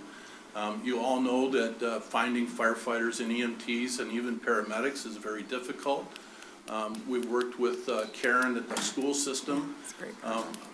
Not to go ahead and make comments about schools, but not every school-age child is ready to go to college or needs to go to college. And we certainly need more firefighters and EMTs. So this is a way to go ahead and get them engaged into the program. So I'm hoping council will take a look at the request for supporting this resolution favorably. And if you have any questions, I'll be glad to answer them. Council?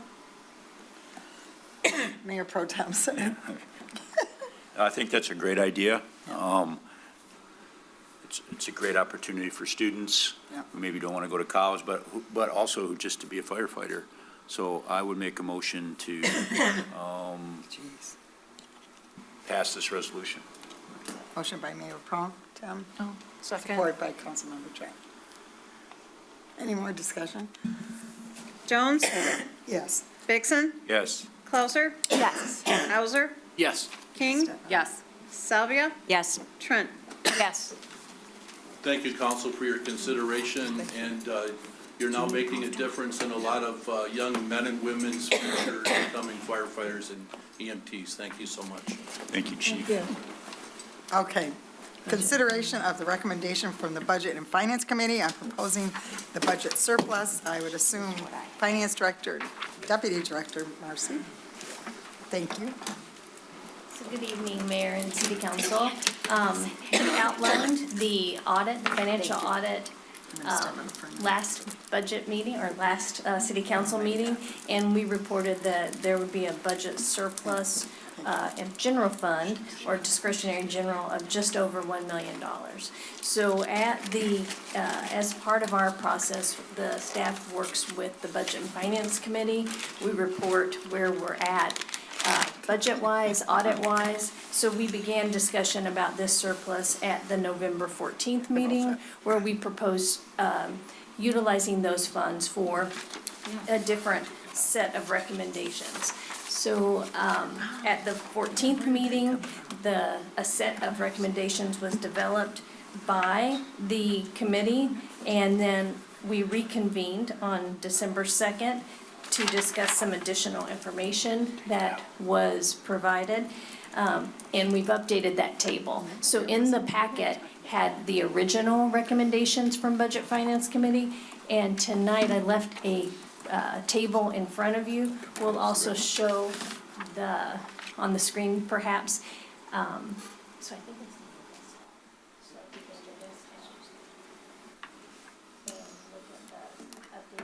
I wasn't aware of this one. I'm so sorry. Okay, so this is what the City Council has in front of them, but this is an updated recommendation. Thank you, Anthony. Updated recommendation list from the committee. So what we're presenting tonight is to all of City Council for the discussion of how to use that $1 million. So the list before you on the table is greater than the surplus, but we wanted to, as a committee, provide the entire list, scope of projects and options to all of City Council and see if we could get a recommendation from the council on moving forward with this. The first item will come before City Council as an ask. It's an update to the play structure at the Kiwanis, near the Kiwanis shelter and the comfort station. So this was on our long-term budget for rehabilitation, but its condition has degraded quicker than our plan, and there's some safety concerns. And the equipment needs replacing. Some of it has safety expirations as well. So at the next meeting on the 15th, Vicki Crawford from Snyder Recreation will be presenting the plan for the fix of that, but that wasn't in the budget that you have previously approved. So we're recommending using some of those surplus funds to go ahead and do the updates to that play structure along with the Ludlow Tot Lot, which was grant funded with the previously discussed plan, and it's in the budget. So this is the first ask that we're presented tonight. And Snyder Recreation also is holding the pricing if we were to purchase or contract to do this playscape along with the Ludlow Tot Lot. So that's kind of why it's coming before you a little bit quicker than you might have seen it. You might have seen it at the budget workshops, but because we have the opportunity to do this at a discounted price, that's why it's on this list as the top option.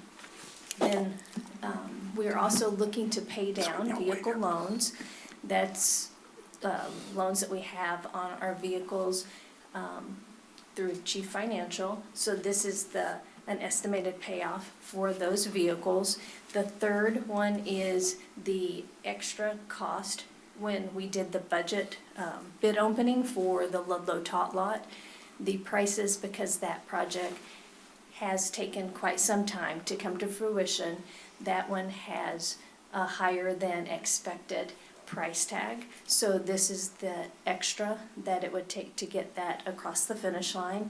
And then we also don't want to forget our road needs. So we're putting in the shifting some of these funds to the road funds. That's in the neighborhood of $350,000. And the final request is the city has kind of taken over responsibility for the Greater Heritage Day Festival going forward in 2026. We currently have a budget of $5,500 that is approved in this year's budget. We are asking for a small shift of $4,500 to get our total budget to $10,000 for that. So that is the list. And would you like to add anything to that? I just will. So I talked to the mayor about this, and I think actually Councilwoman Salvia, we talked a bit about this too. So it's tough when you have things like come up like this and you have 7 of us, right? We can't have 7 people on every committee. We could, but you'd all be at every single of the 19 committees. So if I was sitting in your shoes, we talked about where'd this list come from, right? So you're paying us, the staff, to give our best recommendations, logic our way through with Anthony and Marcy, why pay down vehicle loans? Because the interest rates are higher than the money that we're making. So we systematically go through staff meeting after staff meeting, coming up with these things. Did we think we'd find $1 million? Absolutely wasn't on anybody's list. But interest income, and Aaron, our favorite, and Anthony, if you could just talk for a little bit about, this might be a pattern going forward that we can't guarantee, but it looks like it's a good thing that we're going to be able to have surpluses based on the way the world is functioning right now. So I understand, we're not trying to jam you on these. This is our best guess of the most efficient way to use $1.1 million. The cadence would be, and Councilwoman Salvi and I talked, would be take this to the, budget and take it to goals and objectives. Because of trying to save that 285, we already saw what happened on Ludlow, all abilities. That wasn't our fault. That was called, the DNR took 2 years to approve our grant, and now the costs are up 2 full years. That's going to keep happening. So we're like, if we got this company to hold their prices through the end of this year, if we can make it happen. If we can't, we can't. We'll have to pay a little bit more. But we're just, again, not jamming you. I try to get this out in manager's report. Now that I know how you read that, it's pretty cool. It's a good tool for us to get you a little bit of a heads up. But again, if it takes 2 meetings, 5 meetings, we understand that. But we're just trying to do good, complete staff work. And I understand that because everybody's not on every committee. The 3 people on the committee that saw this obviously are ahead of the game, and we get that. But that's why we love the dialogue during the week after the manager's report goes out to try to answer anything you might have. So a little soapboxy there, but just I feel we don't like doing this to you. It's great that it's a good thing instead of a cut, quite frankly, but just wanted to say that.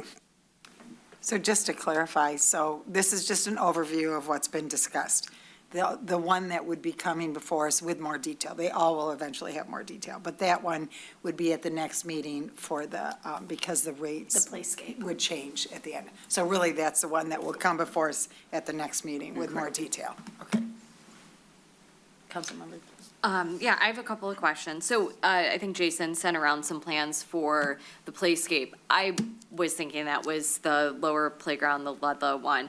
So that is for the plans that he had sent around today were for the Kiwanis Kiwanis Club, yeah. shelter.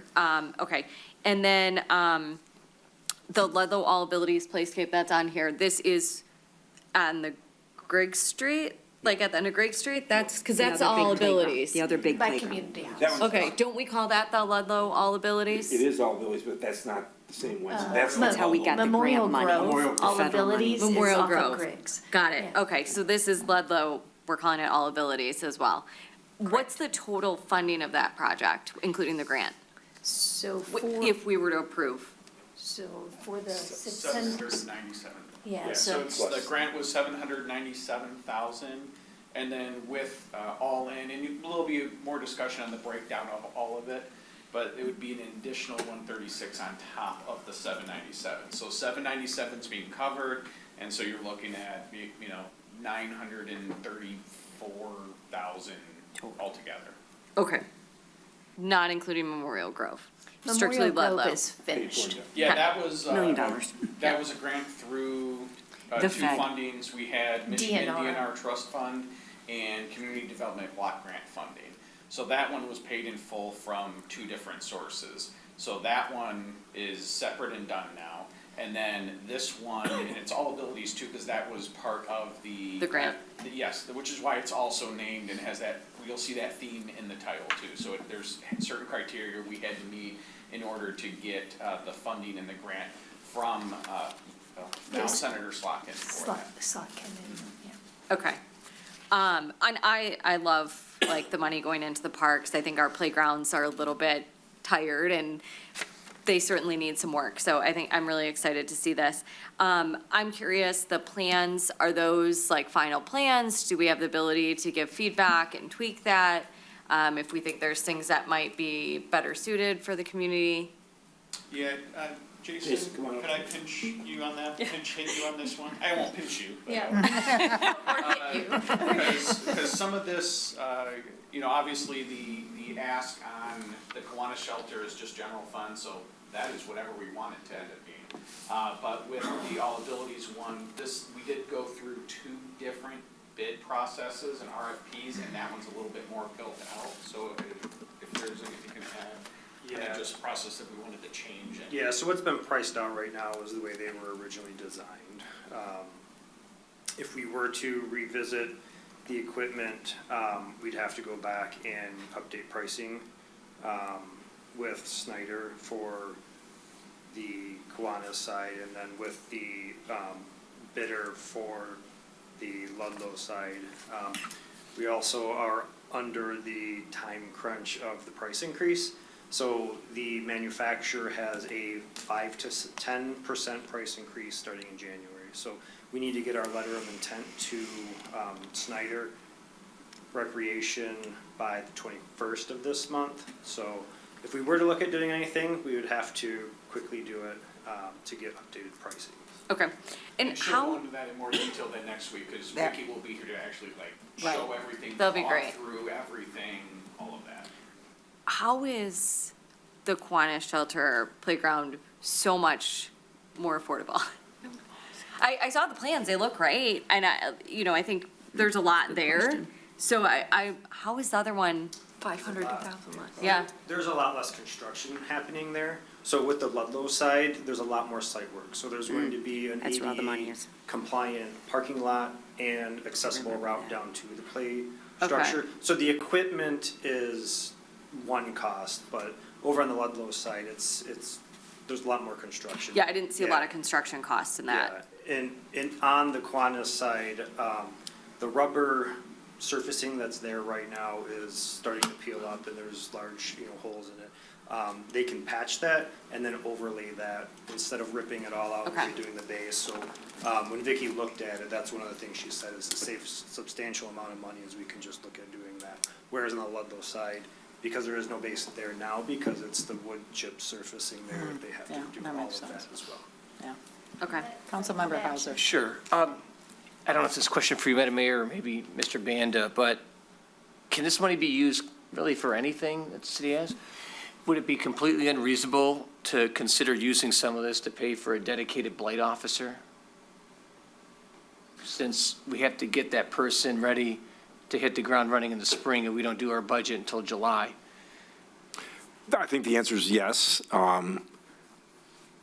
Yes. That's all I needed to hear. Okay. Thank you. Mayor Pro Tem. Yeah, I was just gonna say, just, one of the things we did, I'm on the budget committee as well. The pay down the vehicles was kind of, we thought a third of the money would be like more conservative to try to pay down, some debt. I thought maybe we should put it in the general fund, but, that's a little more controversial. But, so, like, spend 2/3 of it, save a third of it, was kind of some of our thinking on those lines. So that's where the pay down the vehicle loans, that was where that thought came from. Councilmember Trent. Is there, I mean, I was at the meeting, I don't know about the pay down the vehicle loans. Was there savings for that? Yes, right now our interest rate on those vehicles is higher than what our current market rate that we gain. So paying those off would be a savings for us and would help our But I mean, is there like investments. a concrete number of savings? Well, once we have the date that we'll pay it off, we can have a concrete number. Right now, this is an estimate. It's in this ballpark because we don't know when we'll get the approval to move forward to pay that off. So you Well, receive how that can we from- make a decision then if we, is We're- it hypothetical? tonight, there's no action item tonight. I know, but I'd This like to is see just- some yeah. kind of ballpark. They're going to bring specifics on all of these. It- So this right is- now, this it's is a lot just, of the- it's just you're a seeing high it, level.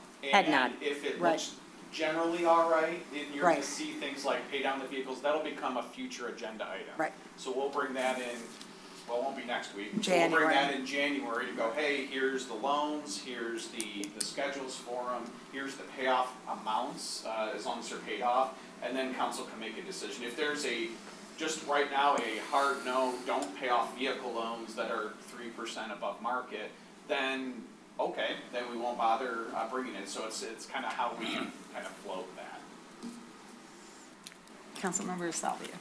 So I think all of these ideas are great ideas. I think the Budget Committee, I hear you guys deliberated for about 2 hours on this, so I know you guys have invested considerable time into deliberating on these. I think they're all really great ideas. I do have some heartache how close we are to goals and objectives. I feel like this is a bit of like we're at the end of the game show where you get like the showcase showdown and I'll take this, I'll take that, like picking from the list, and I really don't like that. It's also kind of like when a client inherits $1 million and they call me and go, hey, Nancy, I got $1 million and I want to go buy a Porsche. And I'm like, well, hang on, time out. Can we go back to the financial plan and talk about what's the best use for these funds? So I kind of want to slow our roll a little bit on this. However, I do hear the time is of the essence with the playground. Just that one. To save on that, to get the lower price. Jason and I are also going to Lansing Wednesday to advocate with the DNR to try to get some more grant money for the Elizabeth Park. So, and when we reviewed this playscape at the Asset Management Committee meeting, in my mind, I felt like we've gotten almost $1 million of other grant money. And if we could finish all of our parks by spending $300,000, that feels like a pretty good win and a pretty good use of our tax dollars. So I would like to see us pay down something. And so vehicle loans, if they're costing us more than what we're earning, I think we should deliberate on that. Heritage Days, I would hope they need some money to get some things committed. So that is a time of the essence. Yeah. And on roads, right now, we have $450,000 in our budget for road work. So that might be like a block or two of mill and fill. So if we could get road money in this next budget cycle, that would be $750, $1 million, somewhere in there, that would allow us to actually do a project. So that would be my priorities. And then, probably like everyone on council, we probably have 10 things that we want to bring up at goals and objectives. So that's my thoughts on all of this. Councilmember Hauser? Yeah, we talked about the park at the asset meeting, and it's in rough shape. I think there's some complaints, the last thing we want is some young person to get hurt out there. And so I agree with you, Nancy. would love to really defer a lot of these decisions until January, but to the extent that if we have to make one to lock in that pricing, I could probably be, persuaded to say, okay, let's talk about the park, just because of the pricing and the need, and frankly, the health and safety component to that. Well, and just to confirm, so we were not making any Right, no, I decisions. understood. And Yeah. we're thinking, forward thinking on everything but the playscape. Correct. That's it. Yes. So this will all go into January meetings, and I think you were just excited we have this, and these are some ideas of how we could use that overage of $1 million, so. And to that, the one thing we've always pushed really hard for is to not have a static budget. So we used 2 years ago, and some may remember, the only time you talked about spending money was at goals and objectives, which never made sense to me. No, I think I So every time things come up, the audit's done, we know what the numbers are, we know where Yeah. they came from and why it's there, and we look at things like, we're budgeting, 2.75%, 2.5 to 2.75% on interest income, and we're still above 4, and it's gonna keep trending that way. We're gonna keep having some of these additional, we're gonna have it again for this year, I'll tell you that right now.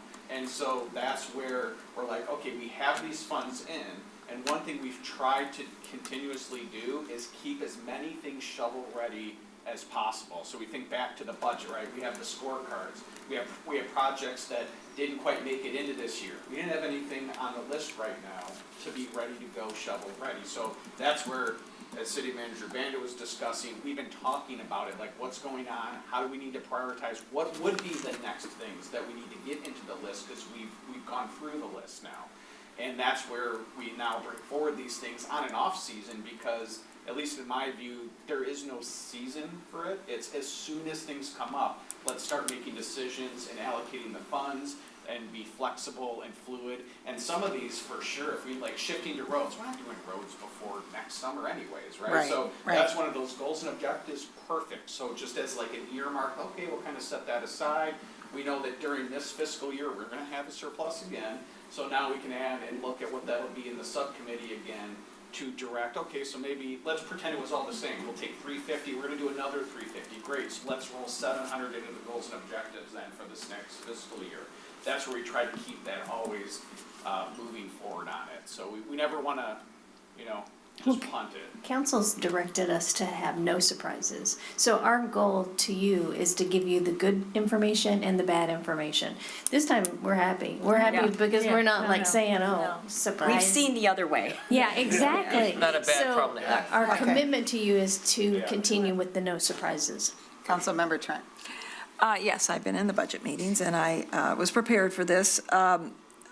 Obviously, it's a playscapes, they need to be taken care of. And I just keep thinking that Heritage Day budget is only 4,500. How much should we talk about this 4,500? Just get it done. Yeah.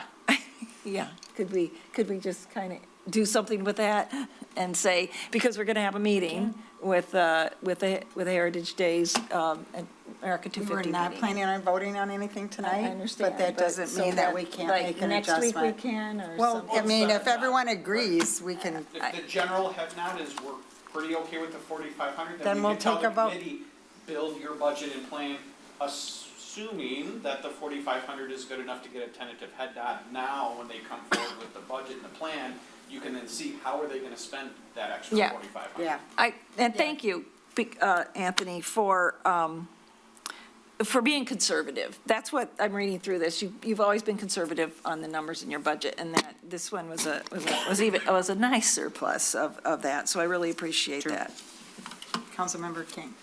So I think Councilwoman Salvia made a good point about goals and objectives coming, but at the same time, I don't want us just sitting on money that we have available, taxpayer dollars, and, earning a little bit of interest. I'd rather see us put it to use. And if we have projects like this where we're going to do them anyways, we can get the potential savings now, we're shovel ready, I think it makes a lot of sense to do it. So even if it's like the next meeting next week, if we have a little bit more detail around them, I'd love to see us be able to green light the parks and just get that done, especially the Ludlow, given how long that's dragged out. And I think to your point, like, we're getting a lot of value across all of our parks for how little Well, we've that had is to the plan. At spend. the next meeting, they're bringing all the detail, including the representative from the company. We will vote on that at the next Yeah, meeting. and then I just had one question about the vehicle loans, the pay downs. Can you quantify for the next meeting, or if you already know, what would this do to like the annual? Because obviously this is like a one-time payment, but how much do we spend on these loans annually? So I'm just- 78,000. Okay, so then that would, our budget would have that each year freed up basically for something else. So that might pay for your enforcement officer. That's fine. Your It's a plate. revolving We'll take equipment cans back. fund. It's the That's revolving fine. equipment fund. Oh, okay, sorry. Well, that was going into the red, right? So Yep, now it's not, now We it's need not. something there. Way to salvage it, you It's guys. always in the red, don't worry about it. Okay, I think we're good on this discussion. Perfect. Thank you. Oh, that's next time. It's about the playground. Okay, all right, we'll look for more info next time. I think we're done. We don't have to move any further. Okay. Thank All you. right, thank you, thank you. Okay, where are we? Up, we have Jason Warner coming back up, right? Consideration to accept the brick grant.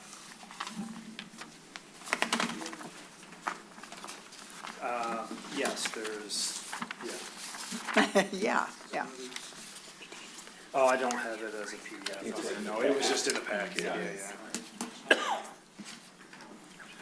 All right, well, thank you, Mayor and Council, again. So this is, for the brick grant, so, Chief Cieslak, has presented in front of you a couple times. I think, the last one was in January of 2025, when thank you. When he received approval to actually accept the brick grant.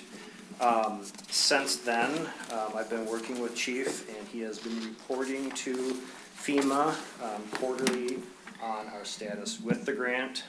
Unfortunately, as we know, the brick grant has been ended by FEMA. So the intent of this was to have this first round of the brick grant for engineering services, and then to apply for a second round for actual construction services.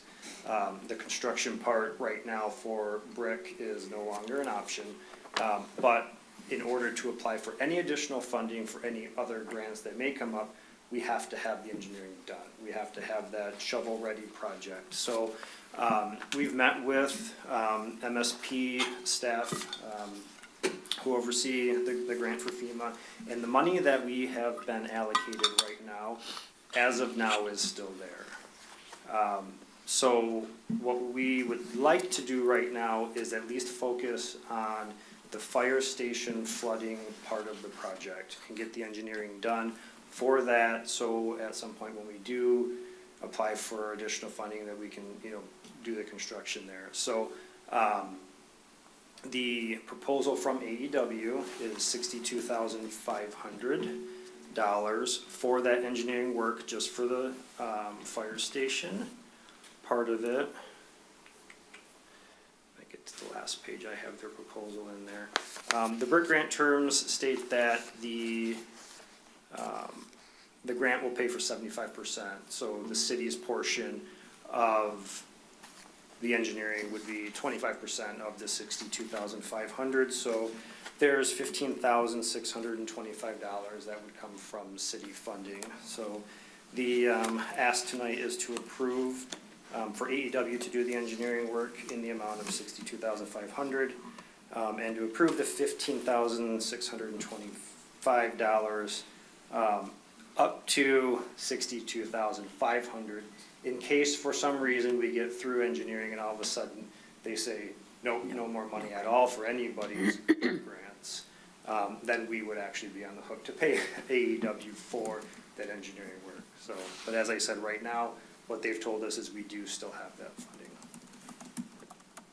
Just a curious question, can we just do the approval for the original amount, not the up to, and wait and see if you get that, and then you come back? Or like to, is there any reason to do that separately? I don't know. We could do that separately. I can keep you updated. If something changes, I can come back and. What does everybody think? Any comments or questions? Aren't Councilmember we, King. aren't we contracting with AEW though for the full amount? So don't we kind of have to approve the full amount? Oh, yeah, we'd have to do the 62.5 totally. So we should do that tonight. Like, I get Yes. what you're saying, but I think because we Got it. are We on the come in hook on- for that, if we don't get the reimbursement, we're on the hook for the full still amount gonna pay. regardless. Yeah. No sounds getting out great. of it, yeah. Yeah. Anybody have any comments or questions? This is pretty, No. is there a motion? Do you want to do it? Okay, No, I'll do please, it. go ahead. Okay. I'll move to accept the BRIC grant as presented for the $62,500 for AEW. And then the grant pays for 75% of that, leaving $15,025 to city funding. That's really long. Somebody can summarize that? Do we have to word it, the 15, up to the 62? I think we have to word it, so up to the 62. So 50, you're approving 15,625 up to the 62.5. Oh, okay, so. Is that right? Yes. Okay. Motion by Trent. Support. Support by Mayor Pro Tem. All right. City Clerk? Jones, Yes. Vixen, Yes. Clauser, Yes. Hauser, Yes. King, Yes. Salvia, Yes. Trent. Yes. Thank you very much. Thank you, Jason. Thank you. Okay, so now, City Council, we need a nomination for council member to replace Steve Sage for the Paint Creek Trailway Commission. These next three nominations are replacing Steve Sage, Councilman Sage's committees that he was on. So a motion? A nomination, not a motion. I need a nomination for Paint Creek Trailways. Yeah. Anybody volunteer? I Yeah. volunteer. She's volunteering. I'll nominate. Marilyn gets it. It's all Marilyn. Yep, Marilyn said it. I thought we I will nominate, sorry. That was me, that was my cue, I missed it. Are there any other nominations for Paint Creek Trailways? There is none. So we will take a vote on Marilyn Trent for Paint Creek. City Clerk? Jones, Yes. Vixen, Yes. Clauser, Yes. Hauser, Yes. King, Yes. Salvia, Yes. Trent. Yes. Okay, the next one is a little odd, and I did speak with City Clerk already. I've asked anyone if they wanted to be on Historical Commission. There was no one that was running for that position, so I would be happy to take it over, and I think I can nominate myself. So I'm nominating Debbie Jones for the appointment to Historical Commission. Are there any other nominations? There is not. All right, City Clerk. Everybody's running for that one. Jones, Yes. Vixen, Yes. Clauser, Yes. Hauser, Yes. King, Yes. Salvia, Yes. Trent. Yes. Okay, the final one is the city council nomination to appoint someone to the Sister City Committee. Any nominations? Oh, I would like to nominate Councilmember Hauser for that position. Hauser. It's long. How long have I been here? Any other nominations? No other nominations. City Clerk? Jones, Yes. Vixen, Yes. Clauser, Yes. Hauser, Yes. King, It's getting late. yes, Yes. sorry, All Salvia, right. Yes. Trent. Yes. Thank you. All right, the appointments have been made for those three. Now, we are going to the various boards and commission reports. Planning Commission. Sure. Thank you, Madam Mayor. So we had our planning commission last week. We talked about maybe 4 or 5 projects. I'll give you a quick summary of those. First one was just a very basic payment in lieu of 2 parking spots for a new business on Main Street. That was passed. It's going to be a pretzel and candy shop. Second one was site plan review. This was approved and request for public hearing for a new development on Romeo. There were some parking issues, and I think they were going to come talk to you, Mr. Banda, about working those out. I'm hoping that there's a positive solution at the end of that one. We discussed a development at 134 Main Street. This is actually next door to the physical therapy business that we discussed, I think, a couple months ago. This is in the old dry cleaners, right in the entrance into town. We reviewed and approved their site plan as well as their request for public hearing. And then we talked about a project at 265 East Second. You might know it as the Graham. There was a request for public hearing and a site plan, which was approved. They have some changes as well that they came to us to talk about, so they'll be back at the next available meeting. There was also a project at 1125 North Main Street. The owner came in and discussed the project, the plans. It's my understanding that that will be set for public hearing at the next available Planning Commission meeting. And then finally, at the conclusion of that meeting, we approved the 2026 Planning Commission schedule. That can be found on our website. Feel free to print that off and stick it right on your refrigerator door.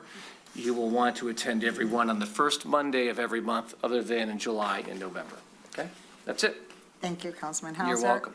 I think you're up on the next one, also brownfield redevelopment. I think we I spent am. a little time on that. Yeah. If you want, So I we're can good- no. re-summarize what we did, but you heard it all. Thank you, everyone, we- for listening and for your questions. And I would just say, if there are any questions that you have, once you get the packet, do not hesitate to reach out. We will answer any and all questions. I got some today. I literally put my pencil down to respond because I want everyone to have all the information as quickly as they can. Thank you. You're welcome. Budget and Finance Committee, Councilmember Tron. Yes, I will be short and sweet. Yeah, We discussed the surplus options as we had earlier, so I don't need to go into that. But very importantly, we have upcoming budget workshops. Please put these in your calendar, folks. Saturday, January 24th, and Saturday, February 21st, and. February 21st? No, wait, let me see, what was that one? It's in the Sorry. packet. That's what it was. 21st, yeah, February 21st. And then Saturday, March 7th is if needed. I don't have any more information than that. That's Where it. is We covered it. Okay, We yeah, just yeah, spent yeah. time. That's all I got. All right. January date? January 24th and February 21st is the second one. And I don't have the time or the place. Okay. They usually start at 9. 9. Fire hall. Fire hall. Be remote access for okay. All right, I am going to do the report of Rochester Area Youth Assistance. We had our meeting on Tuesday, November 25th. I'll make it short but sweet. We are working with Glamorous Moms, Councilmember Salvia. We made a connection with Glamorous Moms. Yes. Which is great. So we're going to try Awesome. and do some educational things with them, which is exciting.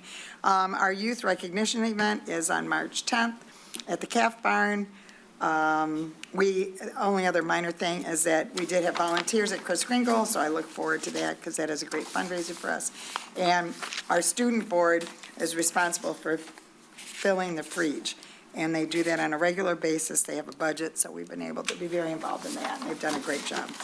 And that's it for that. Now, this is where more public comment. Is there any other public comment? Please come on up. Sure. Yeah, my name is John Myers. I'm in 1498 Ramblewood Court.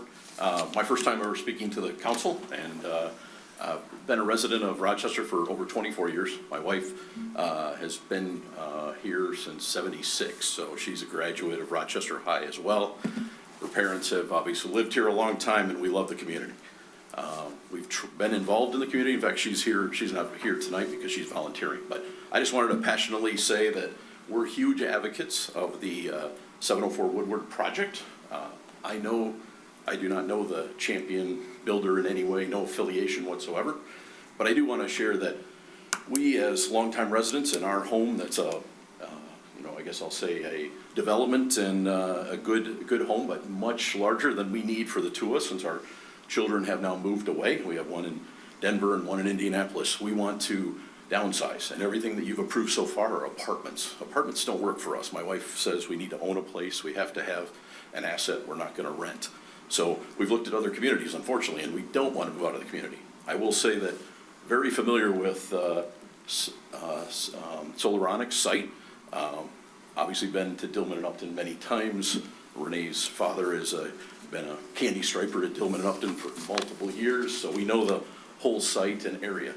Definitely no cleanup. I worked for over 30 years in the automotive industry. I've worked for over 20 years with Chrysler in remediation, in environmental cleanups. I know what it takes to clean them up. I worked on many brown site developments in many places in the country. I just got back from a site launching the Giga battery factory down in DeSoto, Kansas. So I know very much large environmental projects, what needs to be done, what needs to be remediated. I see what they're proposing, which is a place that I want to be safe to live in. So what they have with this vapor cap is absolutely the right direction. It's too bad that Eagle won't support that premise, but I know that I'd feel safe living there after the remediation and that solution. I also know that the Paint Creek River, to me, is very important and has been running through our community even back where we live today, right? By Van Heusen Farm, everything runs through. So the trail, I run the trail and or bike the trail on many times. So I want that area protected. I'd like to stay here in Rochester. We don't want to move away to Royal Oak or Birmingham or other places. We'd like to stay here. But right now, the only cleanup site and the only place that you have for us available that are good condos that we can live in and be part of a community. That's the other thing my wife wants, is a community. This is a community in 45 homes. And I think the one thing I just wanted to mention, the reason that this is a cleanup, it isn't the developer's fault. He's just trying to help us. Obviously, he's going to invest $27 million into this project, hopefully bring homes. We're looking at paying taxes. In fact, the one thing I'm going to trade for you that nobody mentioned earlier, that to make you understand this is a better business proposition, because we're going to take a homestead property that we're going to move and move and pay higher taxes. We're going to double our tax base by probably moving into a home about the equal value, and someone else is going to pay double the taxes back where we are. So you got to remember that too. There's going to be 45 new families coming to this community that, in theory, if people like us just move out of our areas, and I can say there's many of my neighbors have the same situation, we're able to relocate. You could have 45 more homes making additional revenue in addition to upgrading our revenue. So it's going to be much more than what's just proposed here for an advantage to the community. So I wanted to share that again. I can't be here on the 12th. I wish I could. I'm going to be at CES out of town. But, and my wife probably won't be here because every Monday night she volunteers. But I do want to say I'm going to advocate strongly, and I'm willing to put in a position paper or whatever I need to again, hopefully get all of your support to continue this project and make it work. It will end the blight that's there. That industrial building is atrocious. I'm glad that they're fixing the bridge and, the pathway there, so we have a good trail here in the spring. I can't wait for that to be done. So thank you for all that work. And again, I want to have the beautiful community next to it so I can enjoy it as well. So I do have my name on the list, but Mr. Champion doesn't know that. It's through one of his other associates. So hopefully we'll be in there whenever you allow us to move forward. If not, we'll have to look at another community to move to, and I don't want to do that. So thank you. Okay, thank you. Thank you very much. Yeah, exactly. Yeah. All right, Brian, is there any comment on, that you have there? Anybody? Thank you. There are no callers online. No callers, okay. So I'm confused how we're doing this, so help me. We're going to pause the meeting. Pause the Tony will meeting. take it offline. Council will go to the back of the room and put your dots on the SWOT information that Marcy's put up there for us. Then we will come back to close the meeting About the officially, but it won't still be on TV, so. Okay, everybody go in the back of the room and put your dots on. And then we're coming back on for our comments? And then we come Yes. back on, comment and adjourn. Yep. Recess. Okay. I'm going to make it so.